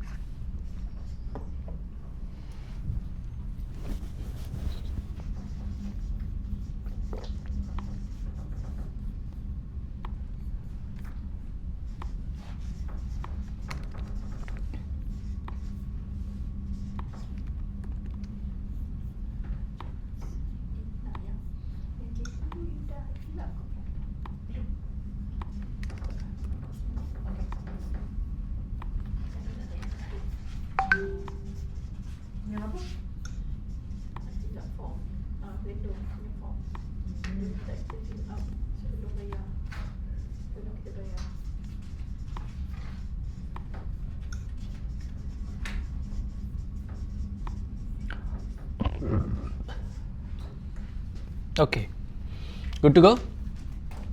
Yes. Excellent. For the case study, there are two difference of industry, same industry but two different companies. So one company taking the tactical method, which is SCME, on their chip, but even though chip is like a low cost item, but they are quite high risk, but they take it as a routine, which is they monthly, and they keep on ordering in the low batch, which lower price. So once they're facing an issue with during the process, which the vendor, their supplier not able to produce, has low as a shortage of inventory. So they, in this situation, they could not to match their target of their operations. They need to find another supplier, which resulted for them to have 5 times of the normal price which they have, which initially they able to save their budget, but due to that intention, due to that step, they have facing the bad effect, which is they need to pay 5 times more than their initial. There's a direct cost impact on the thing by changing the vendor, right? Yes, so for the Zenit, they following the bottleneck because they're thinking even the chip is low price, but it might having the high risk of the industry. So they engage with the supplier for having a 12 months contract. So they need to provide the items based on their contract. So when they signing the contract, they having the like what we call it, the macam diorang punya tu first come lah. FIFO. FIFO. There is a good term in supply chain that's called FIFO. FIFO, LIFO. FIFO is first come, first serve. And LIFO means last come, first serve. It's a very popular term of inventory and warehousing. So during the even in they're facing any shortage or anything, but Zenit able to have their items because they signing a contract, long-term contract with the supplier. So they don't facing any shortage of operation or anything because they have the raw materials in their inventory, which resulted to that more of the SCME customer going to the Zenit due to SCME don't have the shortage of their. There was a smooth flow of the inventory, right? Smooth flow, there's no any problem. So in this situation, So basically, what model they used for that? The Karlzik model, right? So the Karlzik model, they used that one. Can you draw that which under the Karlzik model, which quadrant actually they focused on for this product?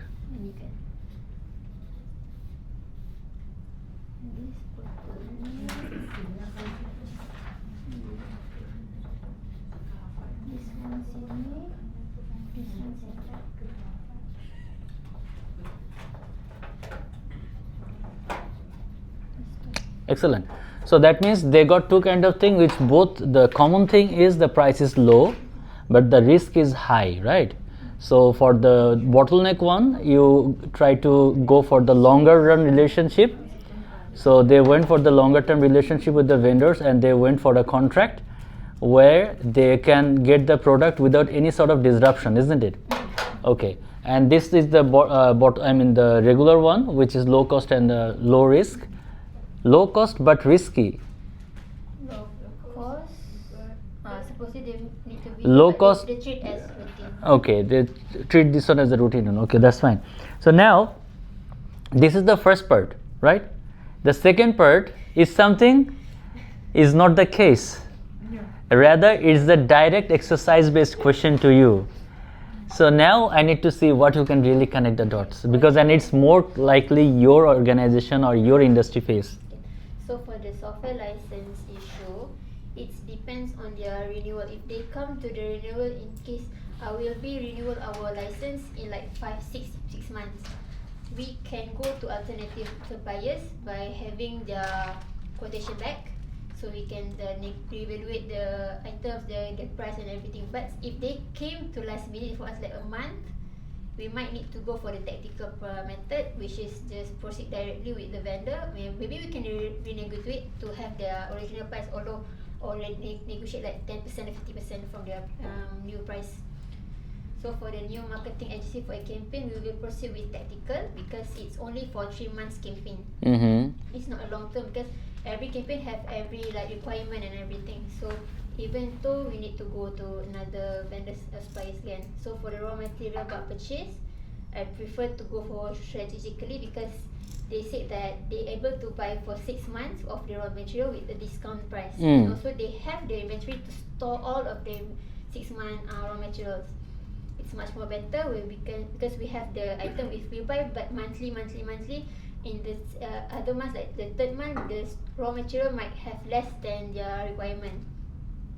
For the multiple small IT hardware needed, as they said that for the tactically but either catalog or blanket order, we will proceed with the catalog because different departments have different requirement of items and it's not the same for every month. So it's by order lah, by request of the departments by catalog. So for the underperforming supplier, we will proceed with the long term which as the existing supplier having the problem for delivering the late frequently, we will proceed with the other strategic single source which we are evaluating the supplier and we will reach out to another supplier which can able to provide the same items of same like service as the existing. The quality should not be going down. Yes. Okay. As long as they can does not have the same problem as the existing supplier. Okay, that's cool. So give it a hand for Hazika, right? So thank you so much. And this is something actually the true learning, and especially when you talk about this tolerance level, right? So you already have a inventory stock of 6 months. At the same time, you are trying to focus on another 6 months. That means you can still have much more time with you. So you can go for the strategy that can help you to get much more saving out of the game. Also, the existing vendor was not able to give you that kind of support and you are not happy with that one. So as you have more time with it, so you can explore someone more better and who can maintain the commitment as per the requirement, right?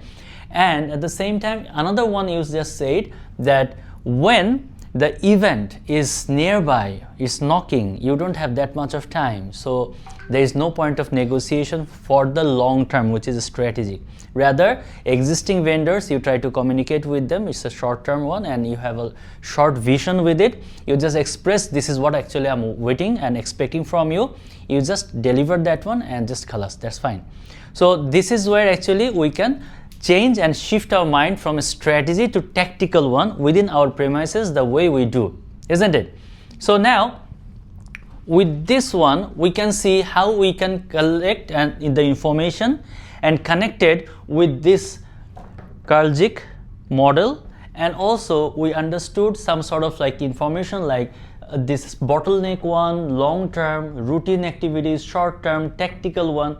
All these things actually coming under the strategy of the way of procurement that we used to do, when we should go for what, depending upon the crisis, depending upon the necessity and the demand, we need to change our mind in accordingly, isn't it? So now with that strategical point of view, before I forget, can you please scan and finish the thing?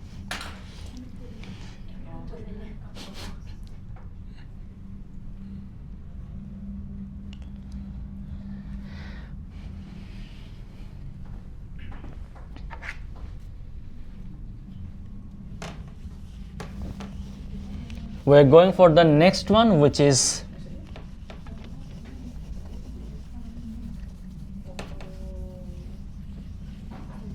I need to answer it now. yeah. Oh, okay. You want to wait for a while? Because it's just the second day, so later we don't have to have any rush.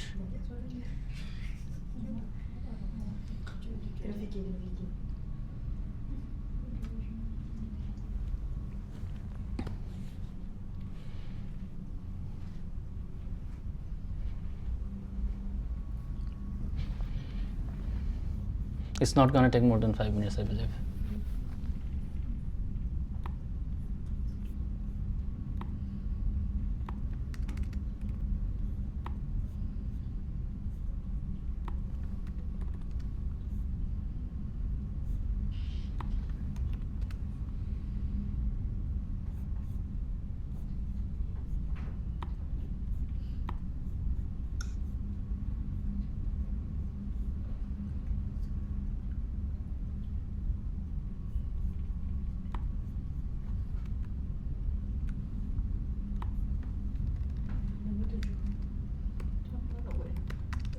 requirement dia? Betul kan? Betul lah, betul lah. Certificate purpose. Okay. Mine will be certificate purpose.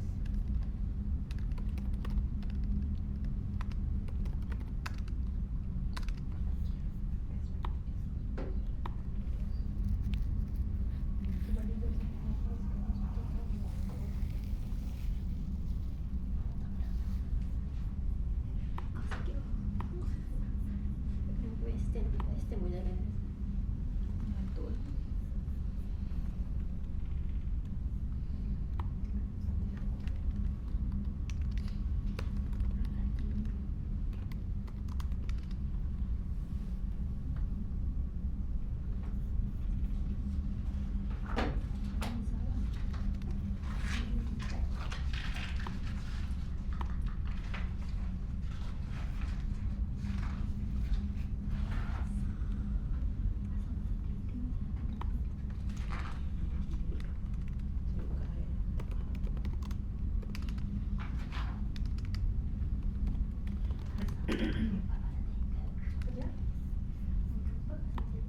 Berjumpa September.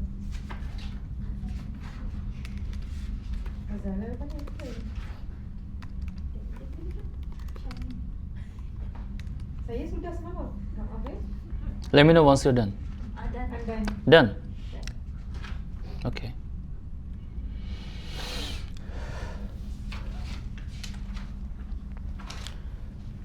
So, this is somewhere actually we are.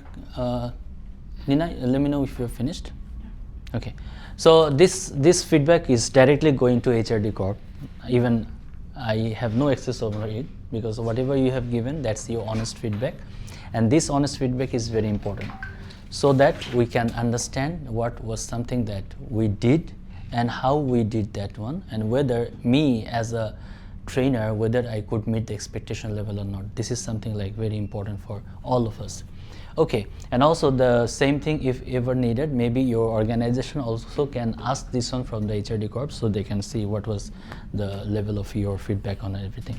Okay, so strategic sourcing and tendering. This is something very noble work that we all do in a very frequent basis, because the team sourcing strategy refers to the higher level of approach of how and from where you obtain required goods or services. Remember just now you had a question regarding the outsourcing, right? So this is coming under the contract, where you are the one who decide whether you are going for outsourcing or you are going to make it your own.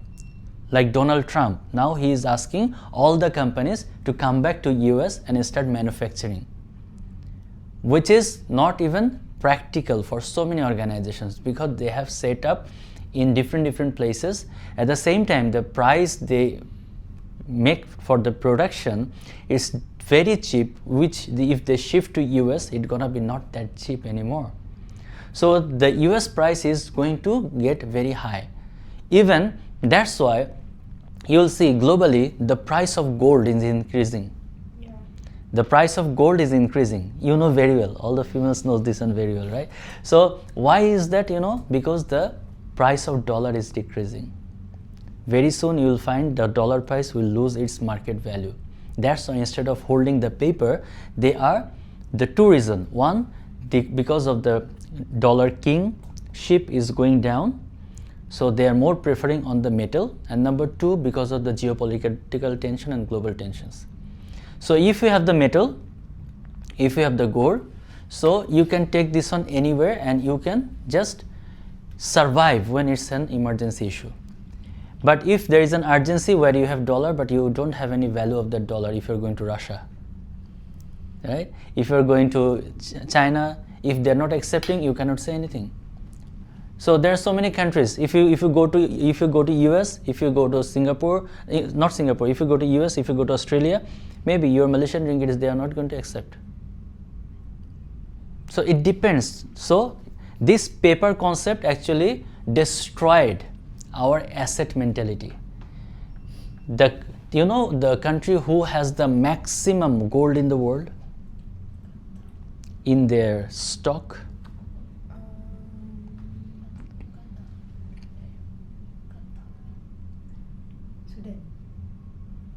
Sudan in terms of the mine, Oh, mining. mining, but the real gold, they have their bunker, they have their locker. Not Qatar. Itu I ada baca. Not even any Muslim country. Oh. Not even any Muslim country is Africa. German. Oh. So even US is not even close to them. So the more actually what they did, it's a very clever concept. The British came to us, they gave us money, and they took the asset from us.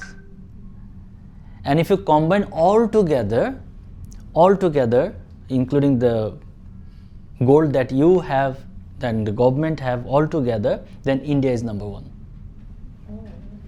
Because the India, they have their household, they have a huge stock of gold. Combined together, India is number one.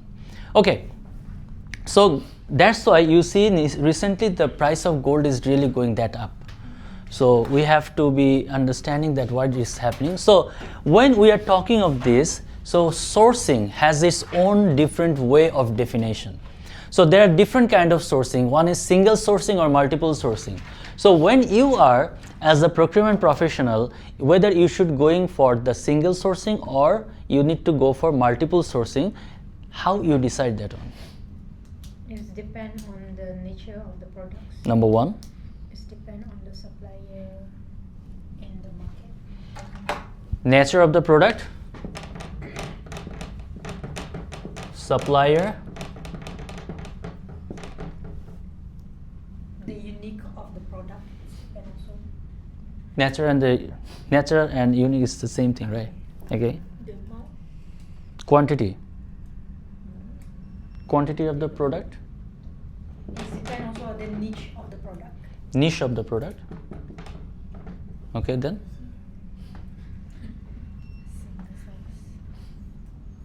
That's all. okay, that's all. Sebab kalau polisi kita lain ya. Yes, policy is another one. So if let's say for example, as I said, even in your Sarawak, as I said, there is a, if you want to go for any sort of procurement procedure, or in that case, if it's a government process or if it's a mega project, you have to be a Bhumi by default. Otherwise you cannot even go for the bidding process as well. That means although you have everything here, but if you are not a Bhumi, that you are not eligible to proceed with the contract bidding. Okay, so that's why single sourcing, that means what? When you are trying to find a particular item, that time if the particular item is something that is unique to the vendor, I mean this is the only distributor you have, that means you don't have any other option. You have to go to single sourcing, right? And at the same time, the service is exclusively offered by that specific organization. Let's say when you are looking for any loan, because you are also seeking fund, and that fund you are giving it as a loan to the market, right? That SME loan is coming from where?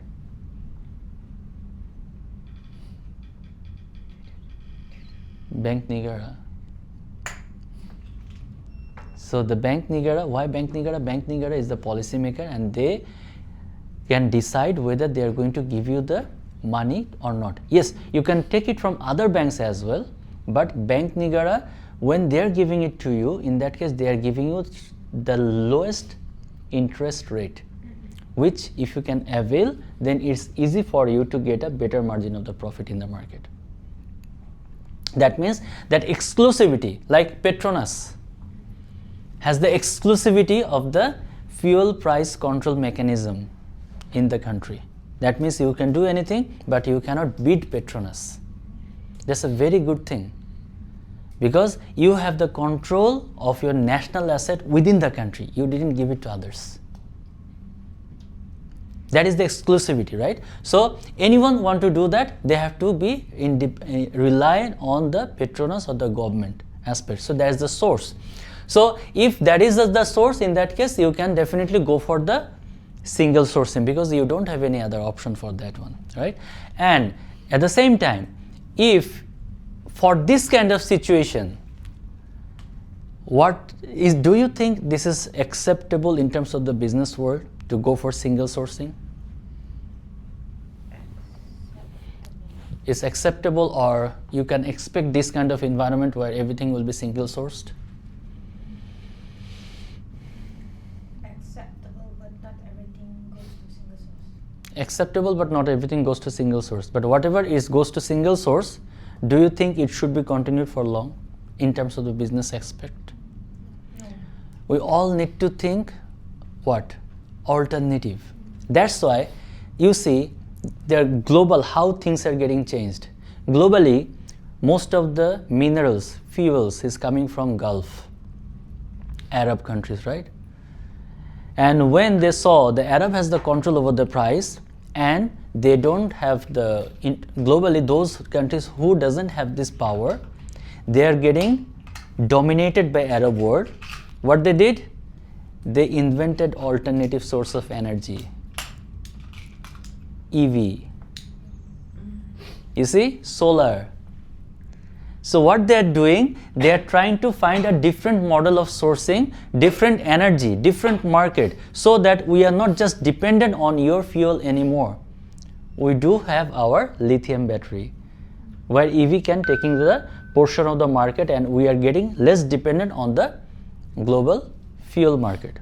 Okay, so at the same time, global sourcing versus local sourcing, there's something that when we are trying to do that, so when our global sourcing means what? Looking internationally for the best source. The same baju that we are producing from here, if we try to get the baju from China, we'll get it at a less price, because their cost of production is less than us. Right? Why? Because this is the global sourcing, and that's also because of the capitalizing on the cost advantage, and also specialized expertise. Because if you think of any sort of like, let's say an equipment, a machinery, if you're going to develop, either you go for Germany or you go for China, most of the cases. Why? Because more expertise on that part. They are more experienced in the market. So the person, the way you are doing your work in the supplier management, the way Aza is doing her work in supplier management, you can do the same thing, but her doing of things will be much faster and much close to the accurate. Why? Because she has a experience of 5 years in this part. So that is her way of doing. You cannot just copy that one as a newcomer.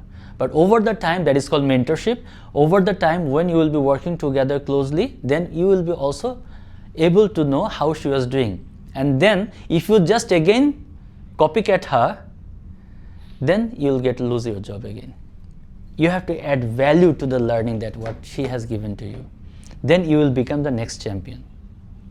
So that's why this is the innovation from around the world. What happens? You think that previously, once upon a time, that when the automobile industry was just growing up in Malaysia, that time Toyota came here and locally manufactured, locally got joint venture with a local company here, right?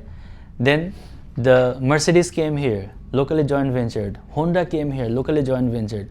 Once the local guys got skilled from their mentorship, then the government decided not to proceed with the contract anymore. So they left the country, but the skill set you local people already have. All the local peoples already have the skill set, so they are confident enough to produce that quality of product without even having their presence here. So this is how the strategy, and that strategy is a very long-term strategy, like 50 years, 100 years strategy, which we cannot think. A true leader, a visionary leader can think that way. Okay, so that is something, the global and local sourcing. If something you see that if I purchase this one from local source, the cost I have to incur, as I need this one very frequently, why not I go for the global sourcing where the original manufacturers are doing the same thing. Okay, so let's say for example this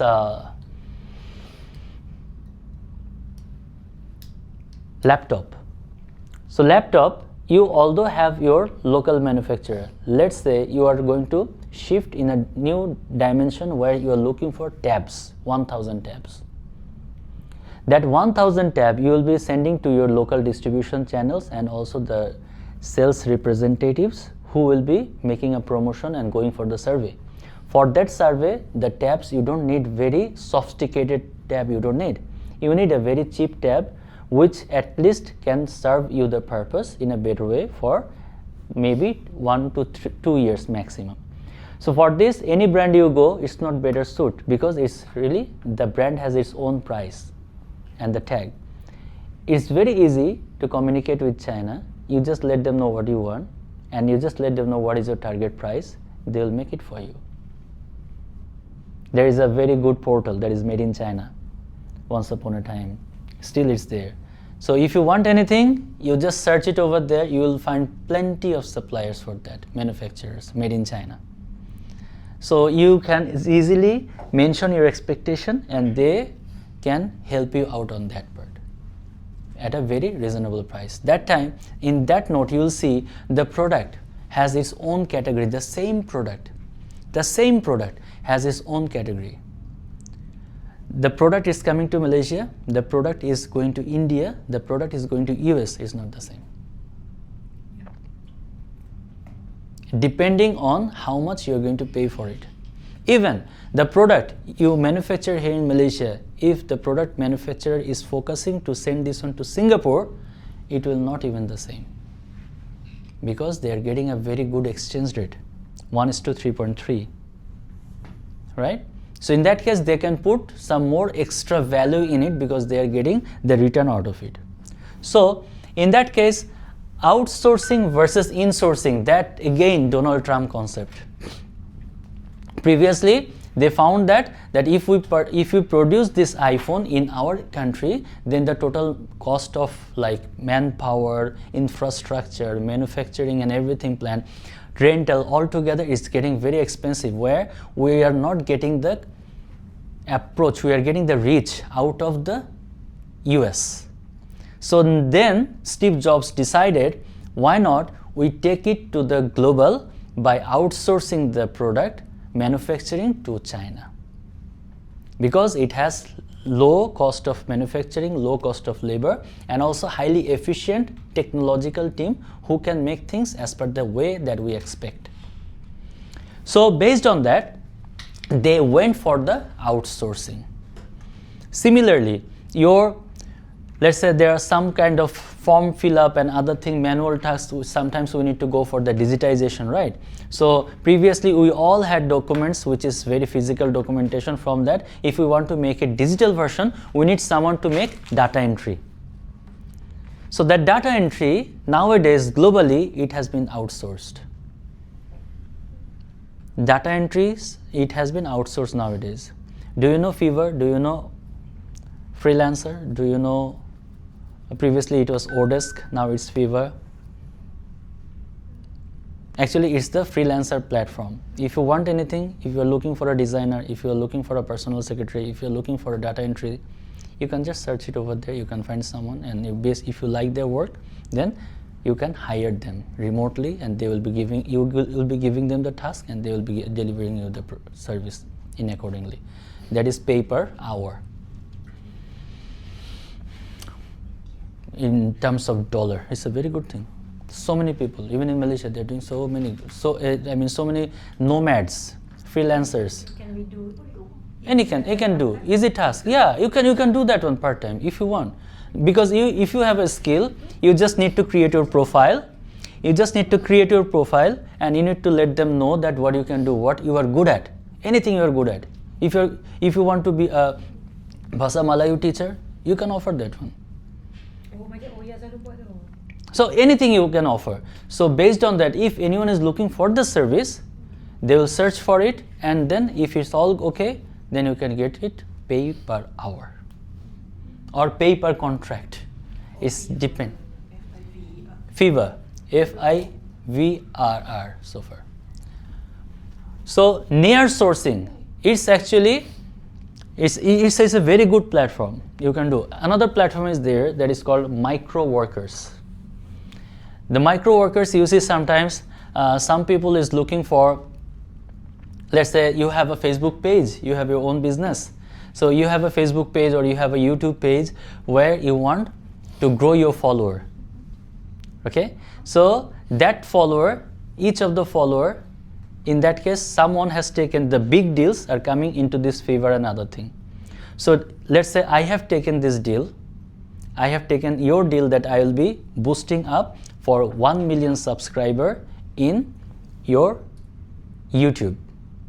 Okay, so what I do, I have taken the order and I will go to micro workers and I will spread this work to people. If you can give me 1 follower, 1 subscriber, you have to give me the evidence that this is the subscriber that you have given. You will get 1 ringgit for that. There's the micro task. 1 single like, 1 single subscription, you will get an amount in your account. So that's impressive, and globally people are earning damn good with it. Those who are doing, they're doing much better. So near sourcing is something like a middle path in between the global and the local. That means, you see, if you are, why Malaysia is a very good destination, you know? Because most of the cases, Malaysia is a central position in the Southeast Asia. If anyone want to do business across the Asia, in that case, if they are setting up their headquarters, that's why you see most of the headquarters are been shifted here in Malaysia. Although recently Facebook, Google, they have shifted to Indonesia because of much better offer from Indonesia, but still they have set up their plant here. Why? Because they can communicate with the buyers and the destination is not that far. So if you want to sell anything from US to Indonesia, the time and the money you have to invest, rather you put your business here and you arrange the inventory here. Anyone order, you just deliver it from here. Easy and convenient. So that's why they used to call this one as the near sourcing. It's not the direct manufacturer or the buyer. It's in a middle position where you can maintain your commitment and you can find the product the way you are thinking of. During the time of pandemic, I remember I was communicating with a Saudi client, and that Saudi client was looking for 3 container of hand gloves.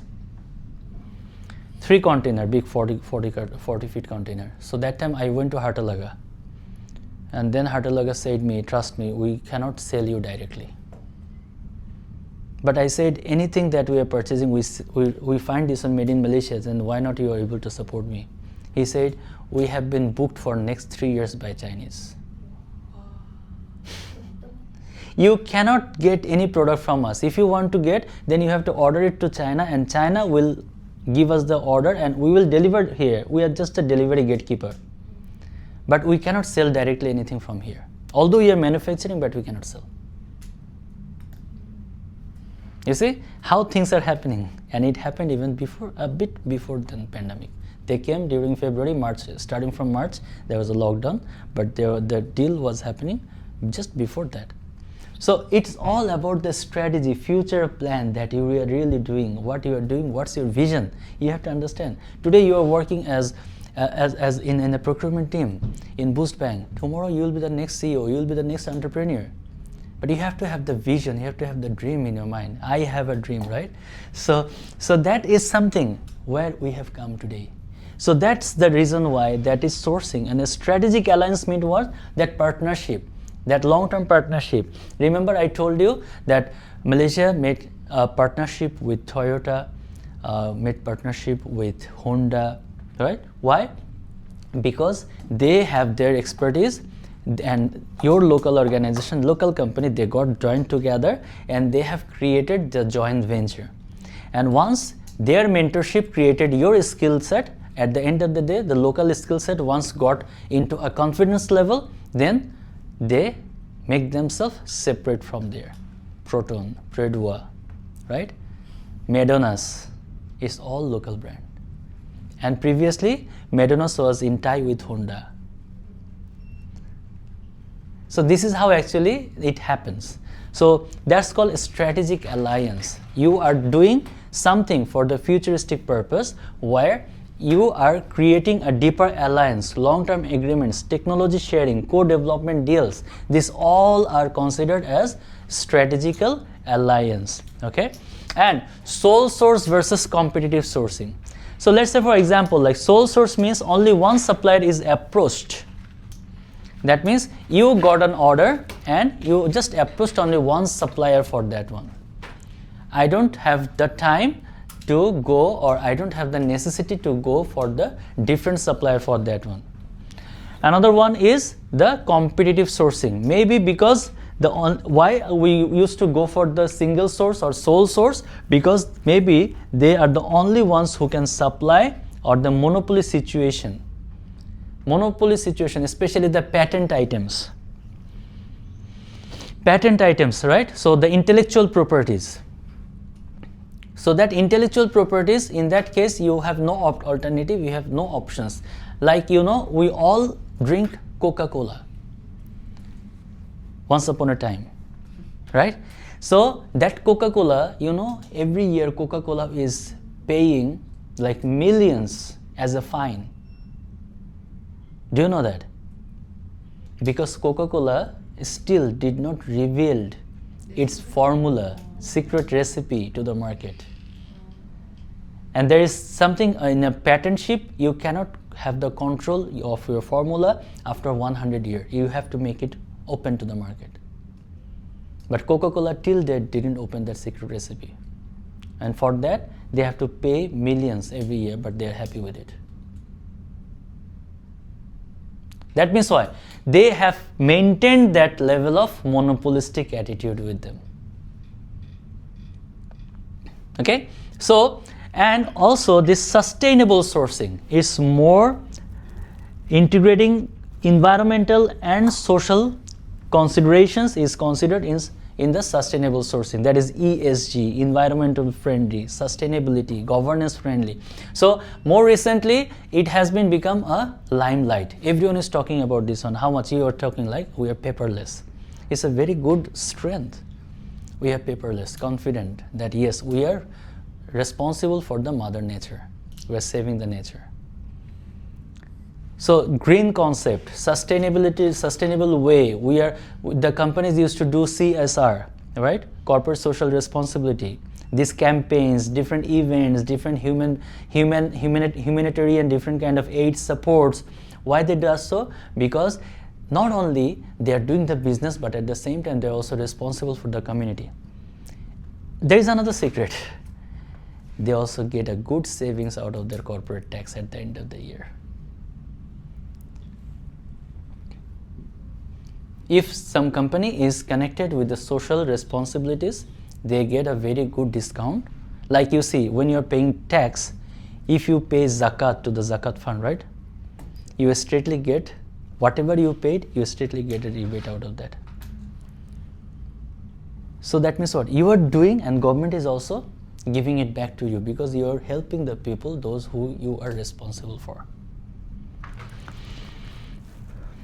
Okay, so you see how this strategic sourcing process funnel, if you look at it, strategic sources in terms of step by step. At first you need to have the need identification, what you are really looking for, what you need. If you don't know what you need, what you want, then you are not able to find the information. You are not able to get the right solution out of that, right? So let's say you are here, once you have the information, is actually like the Maslow's hierarchy of need. Even any sort of purchase when you do, at first we need to have the need. Let's say your organization, they feel the urgency of upscaling their people in terms of the procurement, informations, and this kind of tactics and this kind of terms. So that's why when they feel the information need, that time actually when they identified the need clarified, then they started sourcing who can provide this kind of solution, who can provide this kind of arrangement or the training for their team. And once you have this one, and then you need to go for the sourcing strategy development. That means creating an idea how you can meet the expectation. You see, you four together coming here, sitting these 2 days, there are so many things left behind within the organization. So someone is there helping you back end. If not, you have to do additional work once you go back to your home. The show must go on, right? So that's why they had to go through the plan that yes, we are doing this for you, and at the same time the business has to run, and also you need to make yourself upskilled. So this is a win-win situation. The organization is helping you, giving you the fund to go for this kind of training. At the same time, you are responsible so that there is no task pending at the end of the day. Like yesterday I told you, right, that I am giving you the training here. At the same time, I am responsible for my place to give my all reporting within the given time frame. Even the time when you were discussing, that time actually I was giving my release of my POs because I'm the approver. I'm the approver. So every day, as I told you, that I have to ensure at least 250 invoices I have to give my approval. So this is where we have to have a strategic plan so that we don't get any sort of issues. Once we decide all this thing, then we go for RFX. So what is RFX, by the way?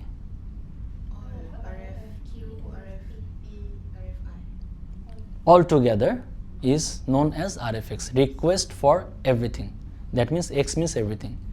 So this solicitation of this RFP, RFQ is actually we are looking for the proposals, we are looking for the quotations, what is needed for the PO to be issued.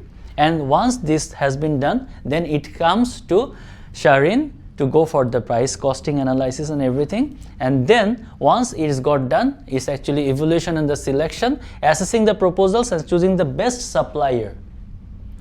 That supplier is coming from from the listed supplier, and then once the quotation is there, you actually getting the list where you can make your analysis by using your software or Excel sheet, anything. Okay, then is the time of negotiation and the contracting. Again is her, right? Sharon is taking care of the negotiation and the contracting, and once it's done, this negotiation and contracting is what we have to decide whether we should go for tactical or we should go for a strategical. If it's a tactical one, you just find the best price, raise the PO, get approval, Nina is going to share the PO, that's it. If it's a strategical one, just not one single setup, but we have to go for a couple of setup and the meetings so that we can do that one, okay? And then implementation, once the PO has been issued, now is the time for the implementation part, and is going to the supplier, is going for the contractor who is doing the thing as per the action plan that you have given. And finally, once the implementation is done, then we go for the review, whether everything is done in an accurate manner or not. If it's not done accurately, if the QC has not passed your task, then definitely we need to rethink, or we need to see whether and how we can get the compromisation. Either we're going to get the compromisation, or we get the compensation of the damage that we have done. And remember, recently Donald Trump, he's a very good example. That's today's highlight. He made an appeal to the court. He is actually opening a charge sheet for BBC because of their wrong information against him, and he is going to sue BBC with a $1 billion review part. And the campaign that BBC did, actually they tried to get information from different speech of Trump, they combined together and they published a report before he was getting elected in US. Now after he is here in the position, now he knows what to do. Straightly he went against them, and the charge sheet is already open, and now BBC is going to, already the CEO has been fired, BBC, and now he is charging against them this allegation, and they have to make up, if they lost the case, they have to make a compensation of $1 billion. Okay, so that's the review case. Okay, now the tendering models. Tendering models, as I said, there are different kind of tendering models. One is open tender, that is open competition. If you need, let's say for example, if you have the specification you need, now what is that specification of the laptop It has to be Lenovo ThinkPad, and what is the model, what is the specification that you're looking for, all together. You open it to the market.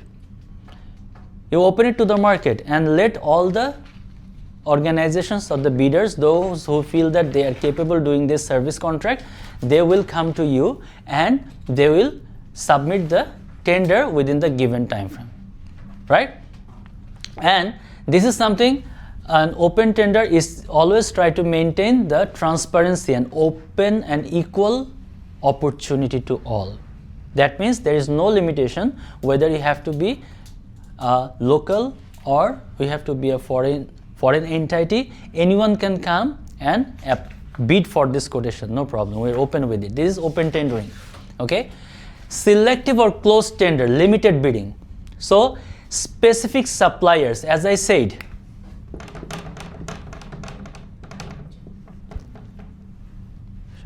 specific suppliers, right? They have limited their suppliers, that if you want to bid for this tender, you have to be a Bhumi. So that means what? It's a closed tender. It's a selective or closed tender, that you limited that one. Even when we go for our recruitment process, we say you have to be an MBA. You have to have a 3 to 5 years of experience. You have to have a certification or a diploma, right? You have to have a training or HRDCorp certification, that whether you are able to conduct this training or not, right? You have to have at least more than 10 years of experience to be the next CPO in the organization. So why they do so? Otherwise, all people across the world would come. Even if you try for Europe, they will ask you one single question at the end. Do you have the permit to work in Europe or not? If they are ready to go for the sponsorship, they will reach you by looking at this. If they are not, they'll deselect your application, reject your application from the very beginning. That means it's creating the limit, that who can really come to me for this process of doing. Is it going too heavy? Is it going too heavy?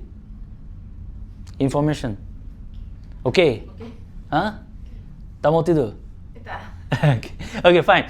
Then e-auctions. E-auctions, e-portal, e-procurement, all with e means what? Paperless, electronic. If you want to do, is e-auction means you have to bid. You have to bid into the portal, selected portal in the government. If you are in the government profile, then you have to go for the, even this digital banking one, digital banking license, if you want to have, you also need to go for government tendering process. That government has a limitation. Everyone cannot open digital banking. Government has a limitation that up to that number of digital bank we are going to approve this year. Still there are a lot more pending in the line. But that means what? That is a e-auction process, where is the reverse auction, online bidding event, where the suppliers bid down the price.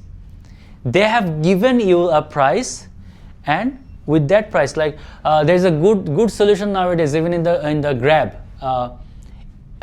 in bid or in drive. Sorry, in drive, all bid. It's in drive, right? So in drive, what's their process of doing? You can have a nego. So there will be a projected price. This is something the price from here to Cheras. But you can ask them, it's 25, can I offer you 20? If the driver is agreed with that one, you have the deal. So that means even the Grab and this hauling agency also coming up with this bidding process. And that's their specialty, right?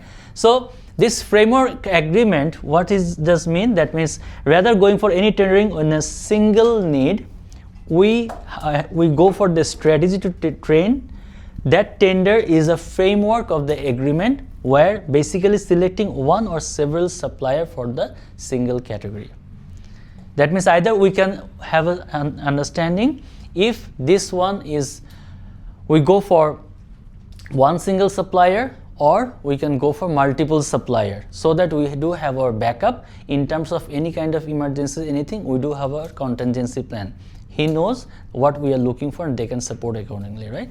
So finally, this is like consortia or collaborative sourcing. Not just me alone. You let your supplier base, you let your vendor or the partners to source things for you as well. Yesterday, remember I told you one thing, like let's say this kind of a mega project, a hospital, you can say, a skyscraper, or a bridge, is just not the contractor, those who come and make it for you. They need different stakeholders, different vendors in collaboration. Someone will be working for the rail line, someone will be working for the lighting, someone will be doing for the cabling, submarine cabling. Everything has a different entity. Then all together they come to bid for that specific tender. They create a quorum, a team. That team submit the tender all together depending upon their nature of work, and if it is a best deal, they go for it. Okay? Nowadays even there is a very good joke, even in Dubai, UAE. So in Sharjah there is a lottery, although it's not legal, but lottery, you know, so many people does what? They create a group, 50 group, and they purchase ticket. Everyone purchase ticket. And the commitment is, if anyone get the one, it's a very big amount of money. So the owner will be all 50. They will distribute it among themselves. So in Dubai it's legal, but I'm not talking about here. It's illegal here. So that's why it's a very big business, but here in Malaysia it's not open for all. But those who are doing, they are doing, but not open for all. Okay, so now ensuring fairness and transparency. Yes, this is very important. That's why that word is still we have to remember, huh? This word, think before act. So that's why this is very important. Why? Because it's a big part of the tendering, is the best practice to avoid bias and maintaining the integrity. And that includes what? Having the clear evaluation plan. How you are going to evaluate. Just now, you went through your process. You evaluated this training and me. Right? You all evaluated this training and me. That means what? If there was the information which is something like not easygoing, it's not easygoing, that in that case it can create some confusion. That's why to make it clear, sometimes we have to put some weightings, scoring guidelines, that from 1 to 3. Sometimes it happens what, you know, some of the tricky survey, they put 1 as best, 3 as poor rating. So by default our mindset is what? 1 is poor, 3 is best. So we put 3, but actually we put the poor marking to them. So that's why things has to be very clearly informed, so that the responders can do better. The tender can be done in a better way. That's why the specification is very, very important, because this is the first impression that you put to the market for getting the price. That's why we have to be very much aware and sincere about this thing. Then, involving multiple evaluators and possibly an independent observer. When it's a big project, remember, when it's a big project, there is a high chance of getting manipulation, or there is a high chance of having question on the integrity. Okay, so in that part, we should, to maintain ourselves neutral, to ensure things are happening very clearly and transparently, we should sometimes find someone who is neutral, or we should recruit someone as a consultant. Big projects globally, they don't even go directly. They find someone in between as a negotiator, as an arbitrator, as a relationship maker, and they pay them billions in some cases, depending upon the size of the project. Okay, And documenting reasons, that's why I told you the technical things is yesterday. Remember I told you don't do anything with the word of mouth. Try to maintain a documentation. That documentation can not only save your organization, but at first gonna save you, that you have done your job in accordingly. The first challenge is not going to the top management. The first challenge comes to the bottom part of the organization. So that's why we always need to maintain that. So documentation's reason for the decisions, we have to have a supplier that has scored the highest technical and offered the second lowest price, giving the best value score of X. So that means what? So once you are having this score, although the supplier is on because of the technical issue, but the price was a bit high. As we are focusing more toward this specification where the technicality and the expertise is very important for us, that's why we have selected this customer supplier for our owner or winner of the tender. We have to maintain this documentation, we have to go for the recommendation. Sometimes in most of the cases, even in the recruitment process, you have been interviewed, but whether you selected or not, no one even cared to inform you. You applied for a position, but at least a courtesy to reply that, well, we have other selections, so we are not able to proceed your application this time. This courtesy even not been shown by the HRs. But if you go to any country in Europe and other place, if you apply ever, at least they will give you a feedback. They're sorry this time we are not able to proceed with it, but wish you all the best for the next time. You feel, no, they have seen my application. So that is the power of documentation. That creates a positive value. That creates a positive value of the organization. That's how the brands grow. That's how the brand logo grow and come in your mind, pop up in your mind. That yes, they have a level of due intelligence and integrity. They maintain that professionalism with me. Okay? So this is something managing communication. Once we make the communication, we have to be very much equal in terms of giving communication. That's why the documentation is very important, where all the channels should have the same documentation and the information. There are most of the cases one person has been selected to make as a spokesperson for this one. You see, in parallel you are getting the chance to get the spokesperson every time, right? So why? Because you should have the leadership. Yes, and that's why that level of communication, yes, that is something that I used to say. Yesterday we all got connected in LinkedIn, right? Why? Because we want to have an evidence that we had crossed through each other through a professional manner. And based on that, later if we can write a recommendation to each other, that creates an impact of the activity that we had done together. Even in this session, we'll try to do something where we'll be taking the feedback of each other. We'll be doing that one at the end, inshallah. So why? Because that creates the true evidence that yes, we have done something and it creates an impact or not. How we can grow and how was the glowing part at the same time. This is something, a part of professionalism. Sometimes we write a text, sometimes we try to communicate someone, they don't even bother to give a feedback even. That's not a professionalism. You might be busy, but someone is looking for that feedback.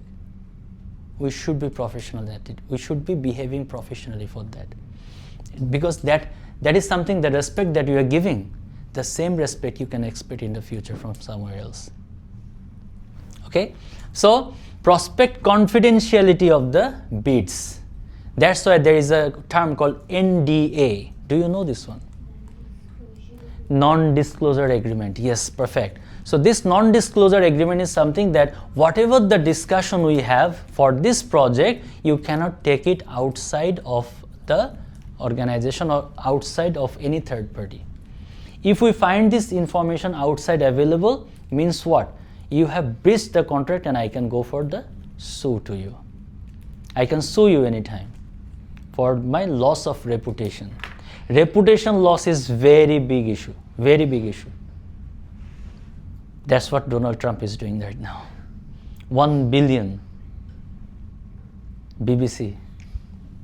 Mateo. So now any conflict of interest is something we have to disclose. Let's say sometimes what happens, we are going to enlist, Aza is going to enlist a vendor which she knows. Maybe he is Aza's classmate or university mate or somehow relative neighbor. So they knows that Aza is working for Boost Bank, and now there is an opportunity where that person also can serve the purpose. So that should be clearly stated that yes, this vendor has proposed me, offered me the service, but I know him since this way. That's called the conflict of interest, that I am clear myself. Now the organization will decide whether the evaluation process, whether it will go by me or Hazika. If they find it's a conflict of interest, then Hazika will be acting this one for the enlistment, because she will be taking this one as a neutral one. But you are in the safe position. That's why this conflict of interest is very important. We should be clearly informed this thing, because that creates the credibility, that creates the trust with you and the organization. Okay? Okay, now the next part is what? The challenge in tendering and how to mitigate that one. So first of all, as I said, clear specification. If it's not that clear, that means it's unclear specification. It's a big challenge. And if you have an unclear specification, that will spoil the entire process of the tendering and everything, you know. So now, too few or too many bidders. Sometimes we just don't get to know, or sometimes we get misjudged by too less or too many. We make it open, where it's something like very few people can serve the thing, but we make it so open, we have to wait for so long, we have to go for so much of analysis, so much of time spending, that hampers the overall process of the thing. If the time is a constraint, if we have less time, in that case we cannot make things so open, because it's gonna take much more time for us, for the market as well. So we need to make it very clear. So where to put what. In that case, what is the mitigation plan is what? Proper market research to the target right pool. We should go for the market research, we should go for the business research, that what is the true requirement, how long how much time we do have to get this one done in a proper way. Based on that, we can decide. Collusion of the supplier manipulation. So supplier manipulation is what? In some market, what happens? Supplier might attempt rig bids. That means what? Cover bidding to let a certain supplier win. This is very interesting. The suppliers has a coalition. So they want, because you want 3 quotation, right? So the supplier will try to find other 2 quotations, and they will submit it to you in 3 different names, where others will be a bit higher price of them. That means what? The mitigation plans is what? We have to look at the suspicious patterns. We have to look at the suspicious patterns, because all the bid are very close, sometimes a cent or very close to each other. Information and other thing, they will be very close to each other. That's why that we need to find this one is very significantly low, another one is very high, and also when they're submitting the thing, what is the price gap. Once you see that one, then you can have some understanding, then you can see what is the real case scenario. Like Sharia yesterday said, right? Although it's getting online order, but she tried to check back whether it's a true vendor or not. Sometimes you need to cross-check with the vendors. Evaluation bias means what? If the evaluators favor an incumbent or known brand without objective bias. So means what? Means when you are going to get an order, when you are going to get a brand, that time they intentionally hide the order. They intentionally hide the name of the brand. intentionally hide the, let's say, capacity of the product. If you ask, or intentionally they hide the manufacturing country. Why? Because once they get the PO, they can put anything. If you ask, then say, you never say that it has to be a US product. You never say there is a problem if I deliver the Chinese product, because you see the manufacturing country, there's nothing mentioned over there. So suppliers sometimes they try to play very cruelty, they're very cruel and they try to make things very cleverly, like a fox. So in that case, we have to be a detective in our mind. We have to be the Sherlock Holmes, who can find the clues and who can see the best deal out of the different kind of challenges. So that's why we need to put an objective criteria, scoring sheets, possibly blind evaluation. So supplier, if the technical document is not meeting up, we should initially reject those suppliers. If the technical requirement is not meeting, include diverse team members and procurement oversight. It's just not only you, but also try to put the user. Once you are going to get the product to be procured, try to get the user, try to get the team, and try to get the stakeholders who are in connection with the process.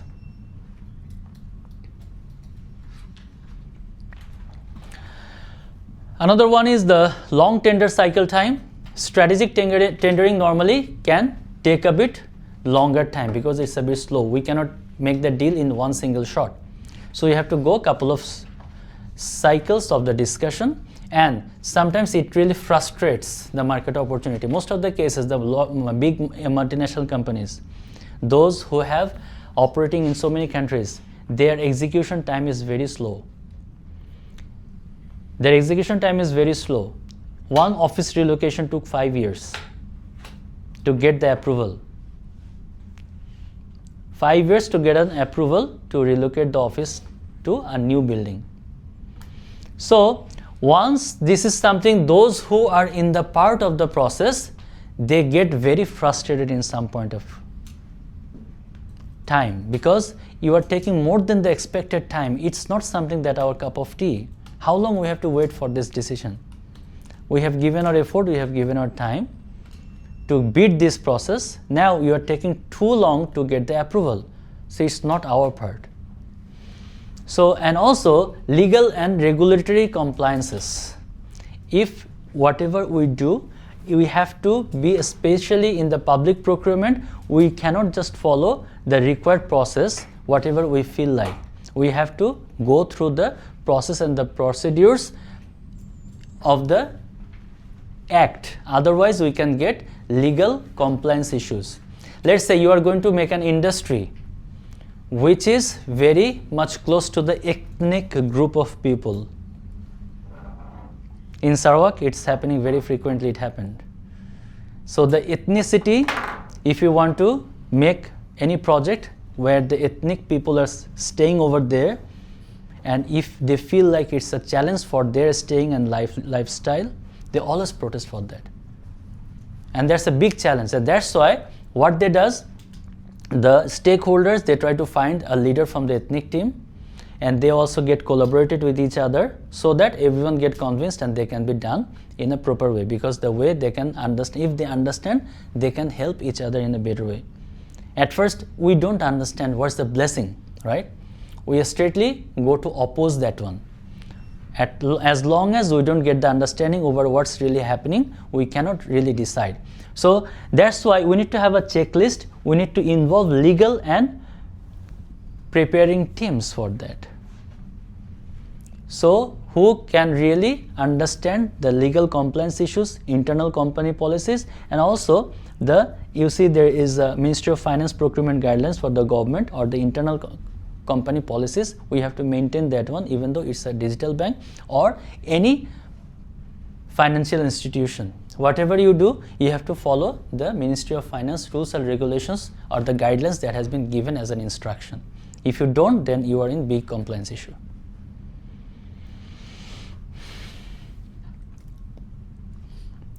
So if you look at the procurement process sequence, this is the procurement sequence. As we have seen, first thing comes from the Identify of the needs. Once we have seen this one in the last one, right? Identify of the needs and post-contract review. The contract management process we have seen. What we didn't see is the next part. Is what? Define a specification. Identify need, define a specification. Then market research, issue RFP, tender notice. Then supplier question and answer, visit sites. You need to go to the market, you need to go to the site so that you can get yourself confident whether it can be done or not as a supplier. Without even watching anything, you got a paper, you just submit your bidding, you are just making a big mistake. So then bid submission by deadline. If you are not getting the bid within the given time, no point of submission of that bid, right? Opening of the bid. Bids are open and categorized. There are two kinds of bids in some cases. Two envelope type of bids. Do you know that? Two envelope. It's a technical issue and another one is a pricing issue. At first we need to see whether the first envelope for the technical, all the bids that we received, whether that's meeting the technical requirements or not. Those who are meeting, we try to open the pricing of that one. That's the second envelope one. Do you do that in your organization? Excellent. So technical evaluation, commercial evaluation, you see, that's what I said. Two envelope kind of tendering and the process. Then overall evaluation ranking. Out of the two envelopes, which one is giving us the much better opportunity and the option, we go for the evaluation and the ranking. Then recommendation to award, that as a part of the team, I can recommend you to go for this ABC supplier to proceed with this one. Then negotiation with the supplier, that yes, this is something that you have a high potential, so how we can go for a win-win situation. And then contract award and signing, contract supplier management, we need to check back whether it's going on process, whether it's going in the right manner or not. Finally, post-contract review. So it's a cycle of work. It's the life cycle of the work of a contract management or the contract manager. So designing the tender process, this is the global standard that we can follow. Okay. Yes, we did it.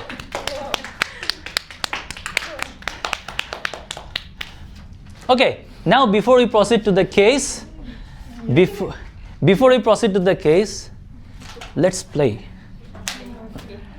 Let's play, right? And today we have to move a bit. Okay, so okay, that's something. We can put the chair a bit far so that we don't get hit by the chair.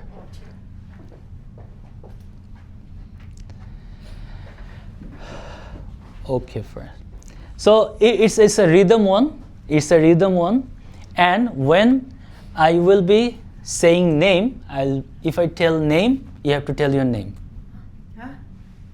No. If I ask you to tell your name, you have to tell your name Oh yeah. together. Okay. Okay? And if I ask you to move, you have to move. Okay. If I ask you to stop, you have to stop. Okay? First, one thing, if I ask you to move, you have to move. If I ask you to stop, you have to stop. Okay? Any direction, anywhere you want to move, you can move. Okay? No problem. So you can feel yourself free, anywhere you can move, no problem with that one.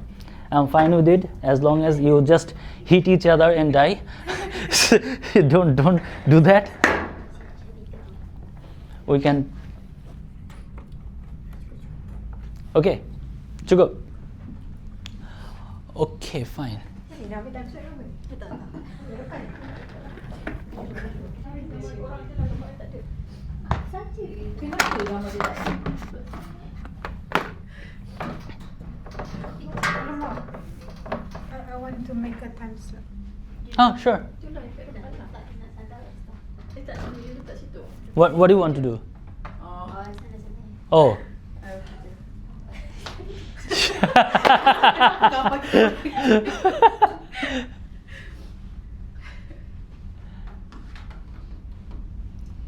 Okay, can. Nak juga. But I'm not time slap lah. Okay, no problem. Okay, fine. Okay. 1, 2, 3. Move.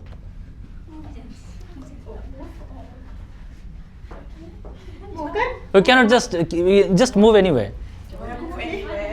Move anywhere. Move. Stop. Move. Stop. Stop. Move. Move. Move. Move. Move. Move. Stop. Move. Move. Stop. Stop. Stop. Move. Name. Syarina. Oh, situ.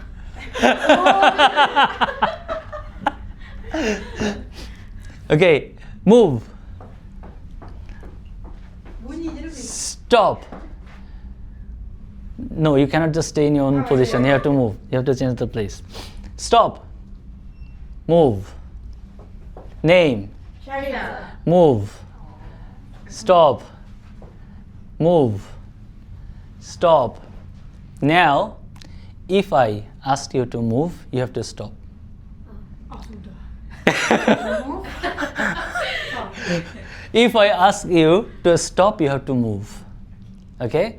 And if I ask you to name, you have to say your name. If I ask you to clap, you have to give a clap. Okay? That means move. Name. Syarina. Stop. Clap. When you clap, when you say your name, no need to stop. Oh, pula je lah. Stop.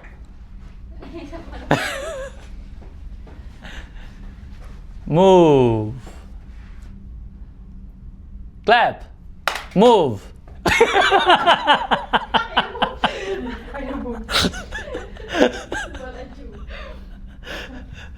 Okay. Stop. Clap. Stop. Name. Syarina. Stop. Stop. Name. Syarina. Clap. Stop. Move. Move. Stop. Clap. Move.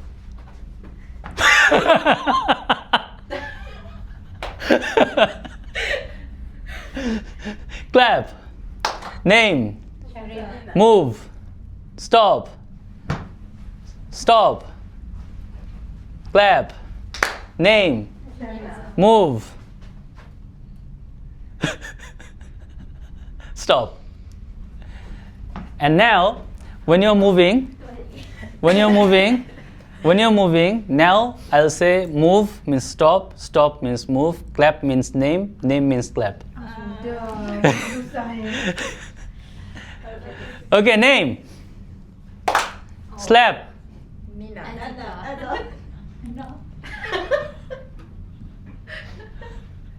Oh, clap name. Okay.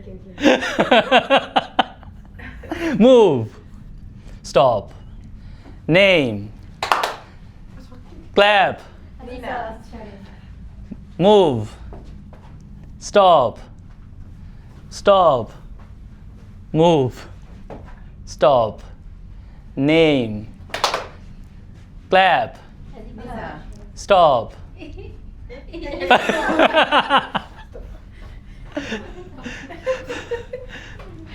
So stop. Okay, now we can sit. It's actually, how was it so far? It's a bit confusing, right? Yeah. It's actually a focus one. How much we can focus, what is the mode of focus, this is somewhere that we will be focusing on. And now it's time to go for the case. And we will be having our time, and this time Azza will be presenting. Give a clap for Azza.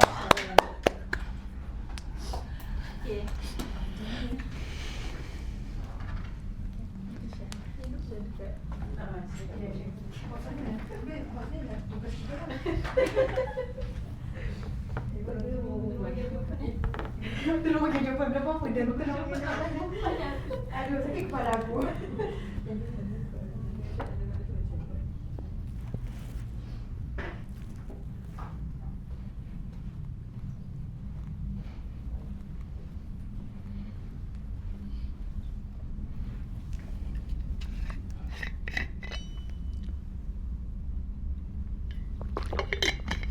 So, considering yesterday, considering today, so today is a bit less information, right? I don't think so. But this time, I found you guys responding very fast. Means you have already got the connection. Because today we know why we are here. Oh, I see. Yesterday we need to have an objective, goal, Aha. efficiency and everything. And today you know. Today we already know what is the goal, we are here. Okay, today all are Ronaldo and Messi, right? Friday. Today's is Friday. Yes, Friday, right?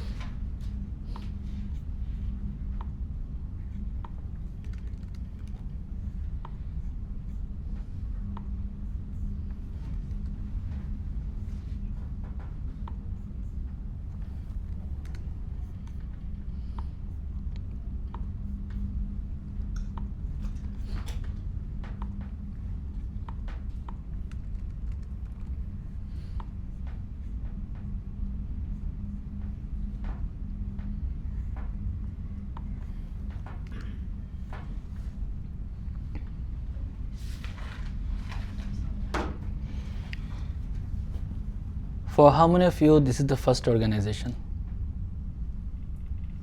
First job is First job. Okay.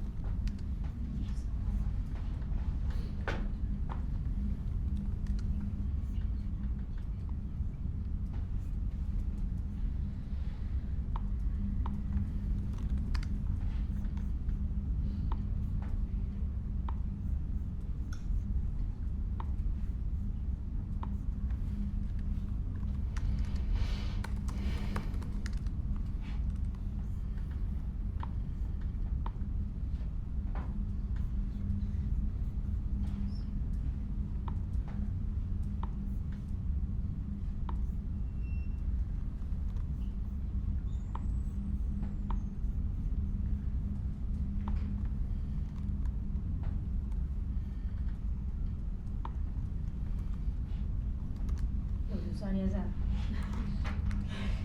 Question module 4. Korang bagi jawapan. Coba lihat.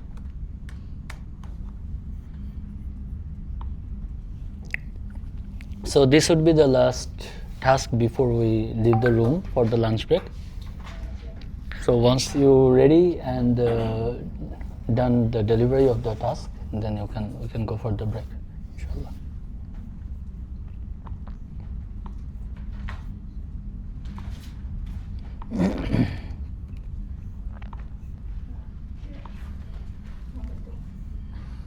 Nak pergi tak? Dah belum baca lagi? Belum.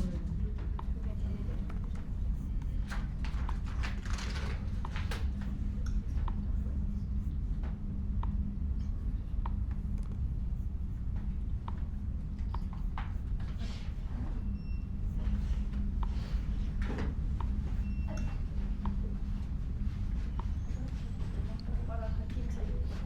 Ah, yeah. Very good. Susah Azhar, susah. Bagi I susah sangat. Susah. It depends on me. Sangat susah bagi I ni.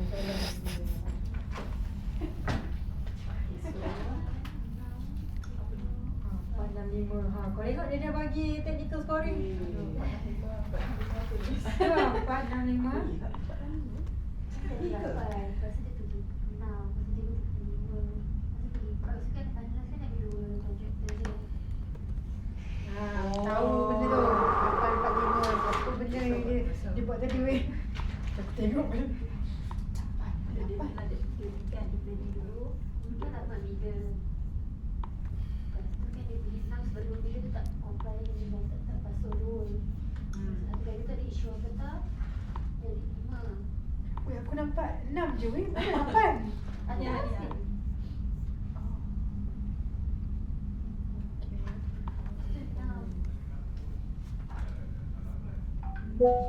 Rasa seorang Lepas tu yang one bidder tu kena dia qualify. sebab dia fail. Dia dapat. Lepas tu dari 4 tu 2 bidder dia pilih. Ada bidder, satu lagi no course. Kat sini kan daripada 8 ni daripada dia nak through all the credits.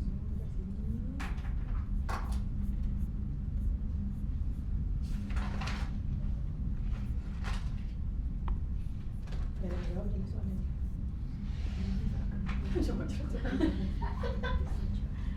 Kalau aku tak tahu, dia kat kami bajet tu kalau memang jawab dia sudah lebih aku cakap dengan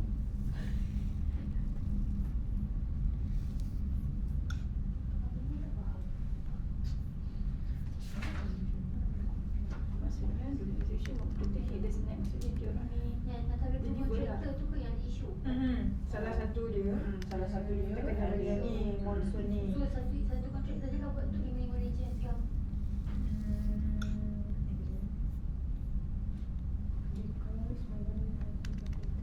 Tak. Dia Dari 4 tu satu dia ada isu. Tak faham dia. oh, soalan dia macam dia ada berapa kontraktor sebab dia because dia ada 2 kontraktor. Saya memang dia dua je.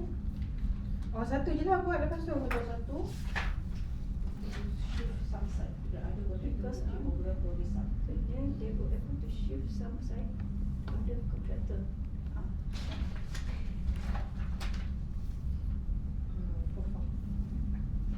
Siapa ni apa tak tahu.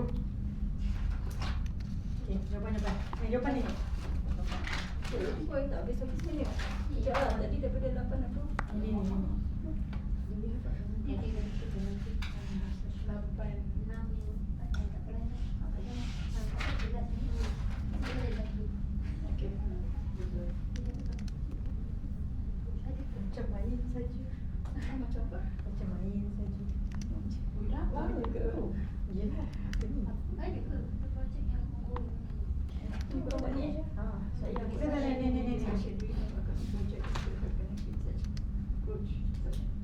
Ada. Kita macam usual punya document you tak dulu. Okey, kita adalah debit card, kita hantar 4. Kita datang 2 sahaja. Tapi benda tu jadi for single source. Tak ada yang telco.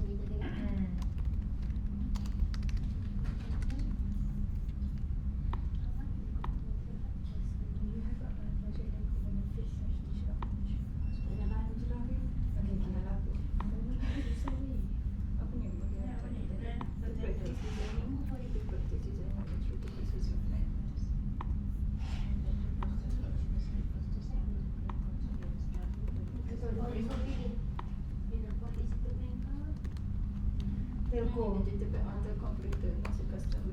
choose one. Okay, nampak ni. In a small group. Good. Outline the sourcing and tender plan for this CRM. Okey, kita akan buat sourcing global and local vendor. Kita ambil kedua-duanya sekali sebab kita nak tahu the pricing and the solution apa yang diorang provide dekat kita. And also kita nak tahu storage dia daripada mana dia simpan, adakah dia buat dekat local ataupun dia buat dekat Singapore ke US ke macam tu lah. So single vendor for the full solution. Ya betul, kita akan go for single vendor for the full solution. Kita akan ambil salah satu je vendor untuk buat semua modul kita.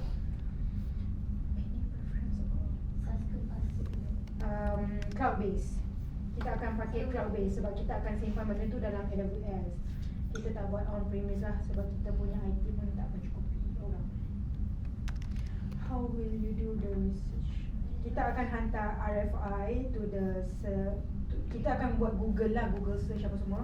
Dan kita akan hantar RFI saying that Kejap apa ni? Nombor dua. Identify PCRM window. So kita akan Google dulu siapa CRM vendor. Selepas kita dah Google, kita akan hantar contoh kita nak buat CRM. So your company boleh jual apa ataupun apa yang korang boleh provide dekat kami. Dia akan bagi information kat kita, baru kita hantar kita punya requirement process. Dekat itulah, so kita dapatlah. So kita akan minta diorang untuk buat demo dengan kita lah untuk dekat sistem diorang juga.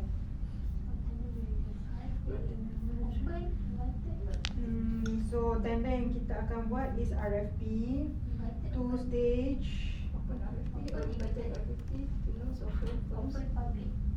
Silakan sama-sama masuk Invite. Kita tak open sebab kalau kita open kita macam public dalam kita punya website. So kita invited RFP je lah. So 2 stage tender which is commercial and technical lah. You will allow version of proposal with a different approach. Tak kisahlah dia nak bagi proposal dia macam mana sekalipun. Kita akan ambil je with a different approach dan kita buat tabulation kita untuk kita tahu kita punya scoring dengan technical evaluation. Okay, cakap ni. What is the key requirement You must specify. Apa requirement tu pun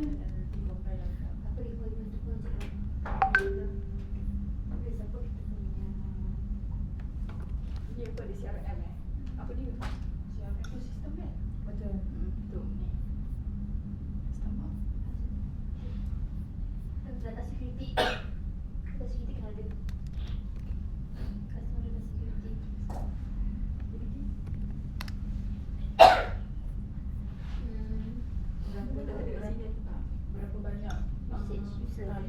user yang dia boleh Banyak user yang boleh support. apa tu? Yang tiket-tiket tu. CRM boleh kan? Tiket-tiket CRM okey. 30. Center analytic. Boleh lah, analytik tu bagi support. Boleh. Keluarkan result dari sistem tu. Okay, dia contoh macam customer information requirement CRM contoh macam customer dia simpan data kita such as apa, nombor telefon, alamat, apa semua, dan dia store benda tu dekat mana dan dia store benda tu berapa lama. Nanti dia tu kan? Tidak. Analytic is the result of the Result data. report. Store tu dia punya cloud lah. Tidak, dia punya jawapan is customer information management. So nanti you cakap lah, contoh macam bila you nak login dalam bank kan dia buat KYC apa semua tu, kat mana dia nak store benda tu, ada tak cyber security dia apa semua lah. User security data. Yang satu Lepas tu in case kalau SLA, kalau ada apa-apa insiden yang berlaku, data linkage, kena hack, berapa SLA diorang untuk memperbaiki pulihkan balik sistem bank kita. SLA. SLA lah. Apa setahun 10 jam. Okay. What evaluation criteria we use? Just wait. What evaluation criteria we use?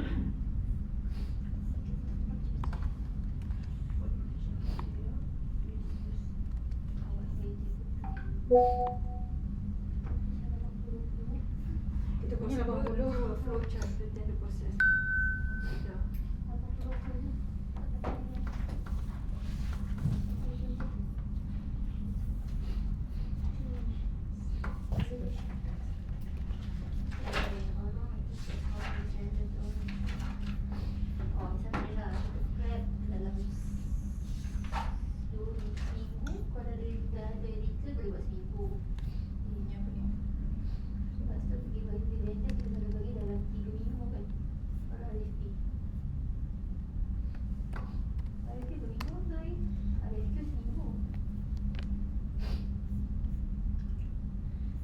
Okay, evaluation criteria kita is understanding on the requirement. Understanding on the requirement. Project experience. Apa? Dokumen. Lepas kedua. Project experience. Tapi kan dia kena letak apa nama ni, scoring dia berapa. So dia berapa scoring dia?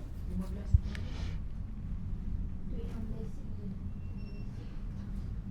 Lepas tu kita kena letak kita punya due diligence, sebab dia kena tahu apa yang company tu buat, company tu dekat mana apa semua.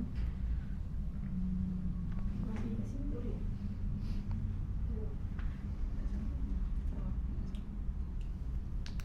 Lepas tu kita punya cost kita is 20 lah. Cost itu.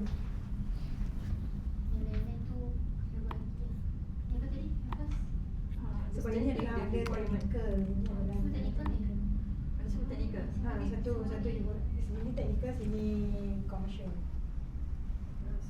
Commercial, so cost ni 20. Ni buangan nombor 4 ni. Okay, sini nombor 1. Cost ni 20. So Banyak 80 lah. tak, yang ni 20. commercial Ni lah. 80. Ini 80, okey.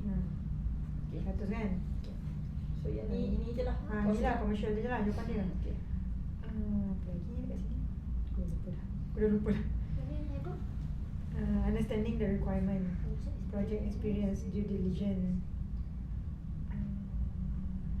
Sebab dia tak boleh architecture tak masuk dalam benda tu.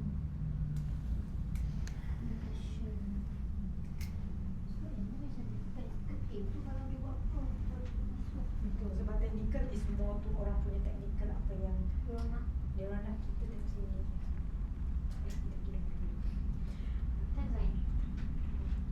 Mana dia? Semua ke sampai habis. Sampai habis. How long? Langsung ke.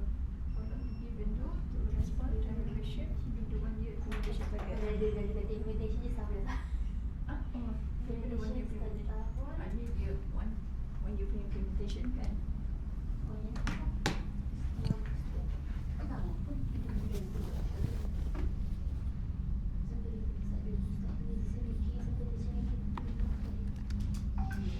No idea.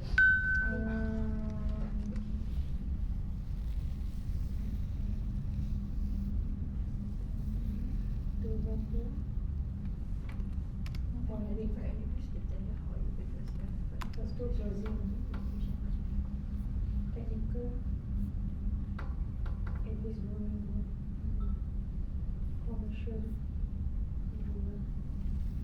Aku umur 2 minggu. Global. 1 bulan. Kalau begitu 12 online negara.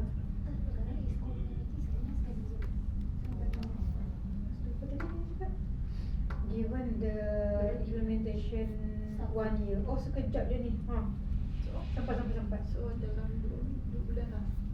Dalam 2 bulan. 2 bulan.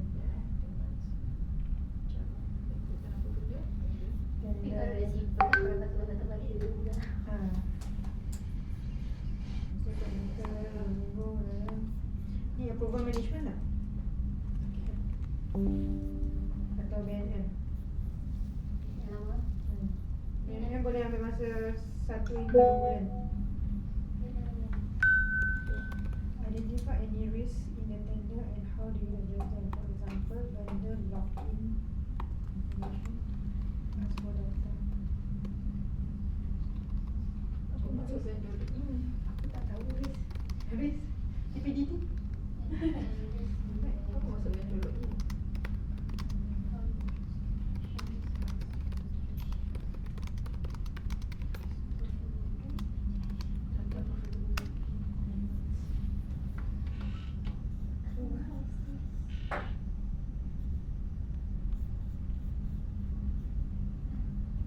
Okay, kalau risk to few vendor ni, maksudnya kita beli barang tu banyak-banyak je, bagi buffer supaya kita tak putus stok.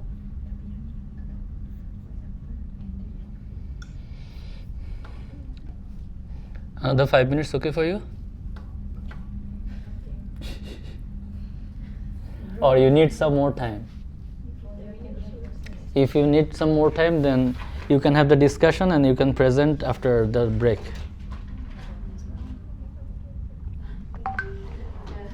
Flowchart tu, okay dulu flowchart. Okay. Following.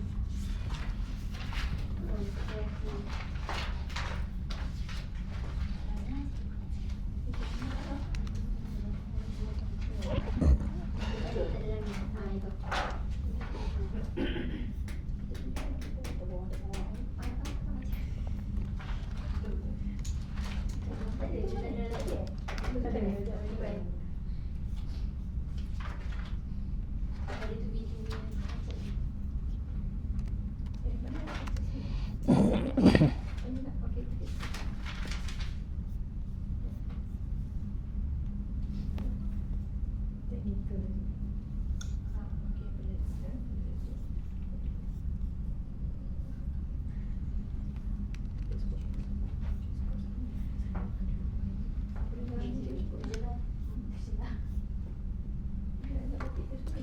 Tak payah awal, tak payah. Itu orang technical. Dia dah. Oh, flowchart. Oh ya. So once you are going to draw the flowchart, maybe one person can help you to draw that one, no problem. Let's make it a team work, no worries. Oh nak apa gitu?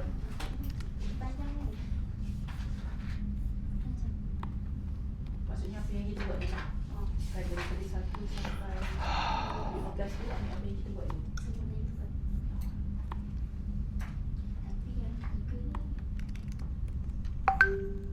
Azhar macam Azita macam tu. Procurement policy ni. Betul. Pusat nombor 3.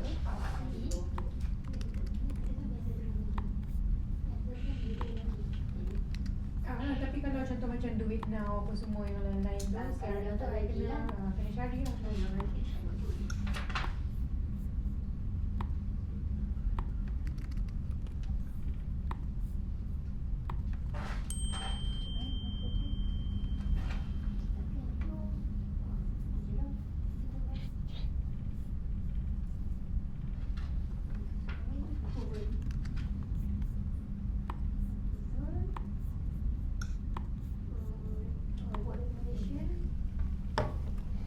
nego dulu.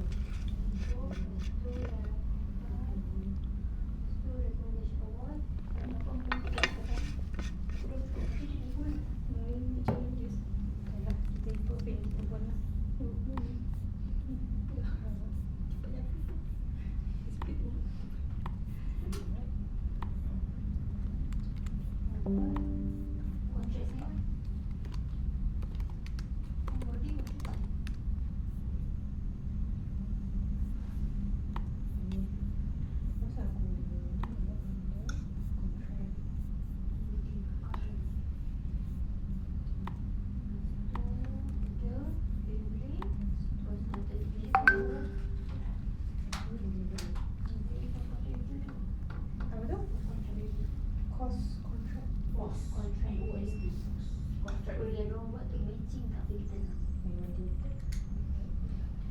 Tidaklah sebab itu macam kalau beli barang online ke boleh lah. Apa tu? Tak pula, dulu kan? Sekali jalan. Ini betul.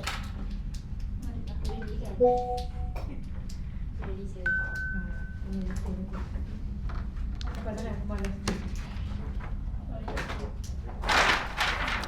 Okay, let me help.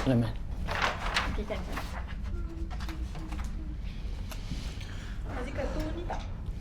Bangka Whiteboard.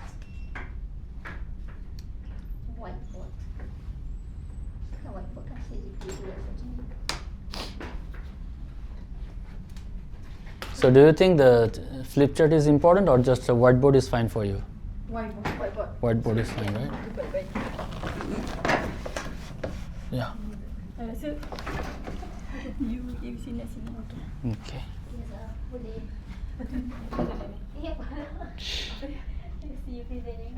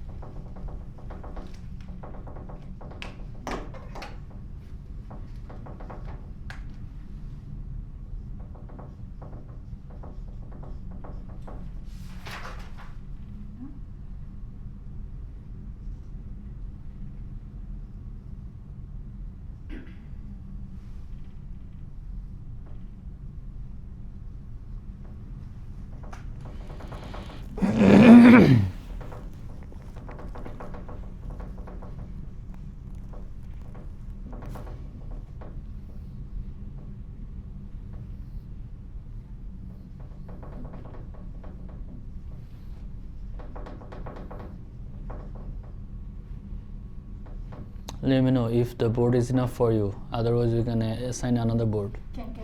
Can? No, I mean enough. Enough, okay.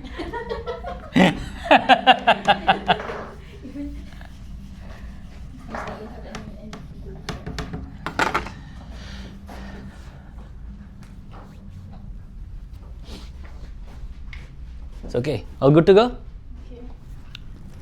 Okay, so for the module 4, Mhm. no, It's on module 4, yeah. the case study. Okay. Okay, so Megatel needed a source to install 500 new mobile network towers in rural areas, and then is a part of the government-backed expansion lah. So this was the large project and high public visibility. So Megatel procurement team decided to conduct strategy tender. Okay, so this is the strategy tender. Starting from they started with the true planning, engaging technical network planning and finance to define the tender scope. Start with the clearing scope requirement. Second, market engagement, tender evaluation. How they went for the market engagement? What they did? They have the 5 regional packages. They know the supplier. They already know the supplier. Mm-hmm. From that clearance scope, they must know the requirements that they want to do. And then the tender evaluation. Mm-hmm. The tender evaluation, they do the weight scoring. Mm-hmm. The 50% technical, 40% price, 10% the proposal approach to the tower construction, everything, and do the bidders everything.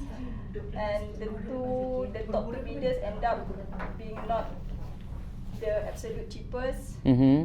And one bidder, although a known company, but failed to include a mandatory bid, security, and their bid had to be disqualified for the fairness. So end up they have two supplier. To final list. Two finalists, yes. Mm-hmm. So the contract was signed. This one contract was signed, and procurement set up monthly progress made. In that case, they awarded both suppliers or just one out of two? At first two, but at the end, one of the supplier hit a snag. Mm-hmm. Okay, because Megatel had two contractors, they will be were able to shift some side to other contractor to keep overall progress up. Mm-hmm. So only end up with one supplier. Okay. So this one supplier can be able to complete the job within the time and within the budget. Okay. Finalist, okay. Yeah. So meaning the strategic planning for procurement is essential and important. Mm-hmm. So essential and important, and they have executed this one for the longer term activities in the agreement, where out of the two, one got affected. So finally they came up with one. Okay, fine. Then? Okay, next is module 4, exercise. Okay, we go one by one question. What sourcing strategy will you use? Okay, I read from. So here the questions are basically because they have given you a case, because they said that the practice designing a strategic sourcing plan and tender process of specific procurement scenario, applying the concept of learn that we have done so far. So from module 1 to module 4. Okay, the scenario exercise is what your company is a digital bank, as we all know, and need a new customer relationship management, which is CRM. It's a software. Okay, it's a software, and this software system manages customer interactions. This is a major purchase that will be used company-wide. So every component, every user of the organization, all the stakeholders, they will be doing this one. Assume the project is approved with a substantial budget and the expectation is to implement within a year. That means the budget, whatever the budget was, it was approved, and the only deadline is 1 year. That means you have to ensure the project implementation in next 12 months upon having the PO issued, right? So task is what? As you are in small team, so the task is to go and outline the tendering and sourcing process and plan for the CRM procurement, consider the following to jot down your process. So these are the thing that is the twist is coming here, right? So what is the sourcing strategy? I mean, whether you, as per the discussion we had, whether you go for like local sourcing or global sourcing. Okay, both. Okay. So if it's a single or multiple tools, so that is a single vendor for the full outline or multiple vendor for the multiple tools. Single vendor. Single vendor. If it's a single vendor, then how can you consider this one as a global sourcing and local sourcing? So you searched for local and global. Out of that, whom you found most confident and convenient, you recruited them to proceed with this project, right? Okay, clear. Then? And then any preference or? What is your research of the market? How you decided that this vendor is the best one out of the market that is offered to you? Based on the technical and commercial evaluation. So for the technical and the commercial evaluation, who decided the technical and the commercial part? Okay, for the technical part is the project manager, is like the developer, IT department, architecture, the data policy, the outsourcing risk management team. The commercial part is from procurement teams. Commercial part is from the procurement teams. In line with budget set by the management, right? So in that case, like what was your tender approach in that case? We will do the invite RFP. So RFP, request for proposal first, right? So that means if you are thinking for here, I want to see the flow that you have written, because you have written like RFP or RFI. So that means whether you are thinking for RFI or RFP. You decide first, because it's your teamwork, not me. You cannot put me in a dilemma. RFP, okay. So that is your RFP. That's good. Okay, now plus if the demo is required, that means when it's an RFP, that means someone who is dealing with these kind of activities, they can come up and they can show whatever the project they have. Let's say you are taking like AutoCount. AutoCount is a very prominent software in Malaysia, right? So you're taking AutoCount. AutoCount is dealing with Oracle directly. So here they can come and demonstrate. No, not so fast. It's still left. So now you have come to the demo part. This is what I understood. Okay, now we go to the next one. The next question? No, the next one. You just let me know the flow, then I'll understand. Okay, then after we know the RFP, we evaluate the commercial and technical.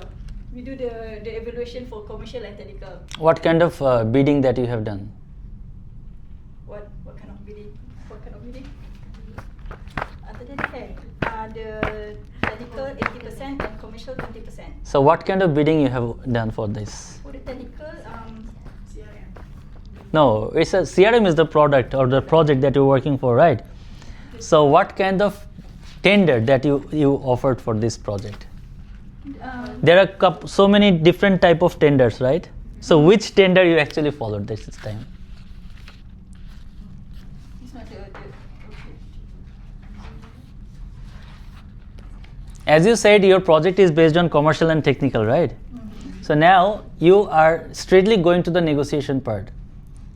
But before that, once you get the RFP, so is it something like only one vendor that you invited to offer their proposal? Couple of, right? So couple of, based on the technical specification, they came, they showed their demo, and based on that, it's actually not the tendering process. If tendering process is going for the strategic one, but now it's actually when it's a RFP, whoever is able to show you the right demonstration, and also they agree to proceed with their specification that doesn't cross the budget and the specific time frame, that is 1 year. So that means they are meeting your commercial as well as the the technical part. Now you go to the negotiation part. So I try to make a bit twist so that you can decide where to think strategically, where to think tactically. In terms of RFP, there will be so many different stakeholders will come and they will show you their demonstration, and if it meets your requirement, you can ask them to submit their quotation. Clear? You can ask them to submit their quotation, and out of the quotation, as the specification is same for all, who is getting the closest one, then you are going for the negotiation for that one. If any technical issue or any commercial issue, anything, if you want to add up or if you want to deduct out of the process, then it's the negotiation part, which we'll be covering in our next module. This is module 5. It's very interesting. Okay, so okay, then once negotiation done, Okay. One negotiation. So we get the management to approve. Okay. Then once management has been approved, we award the selected. awarding. Okay. Okay, and then once the awarded vendor has been chosen, we proceed with the contracting and onboarding process. Then purchase order and delivery, right? Yeah. Okay. Basically, ठीक है. the purchase order based on the. Okay, that's perfectly great. So this is the flow that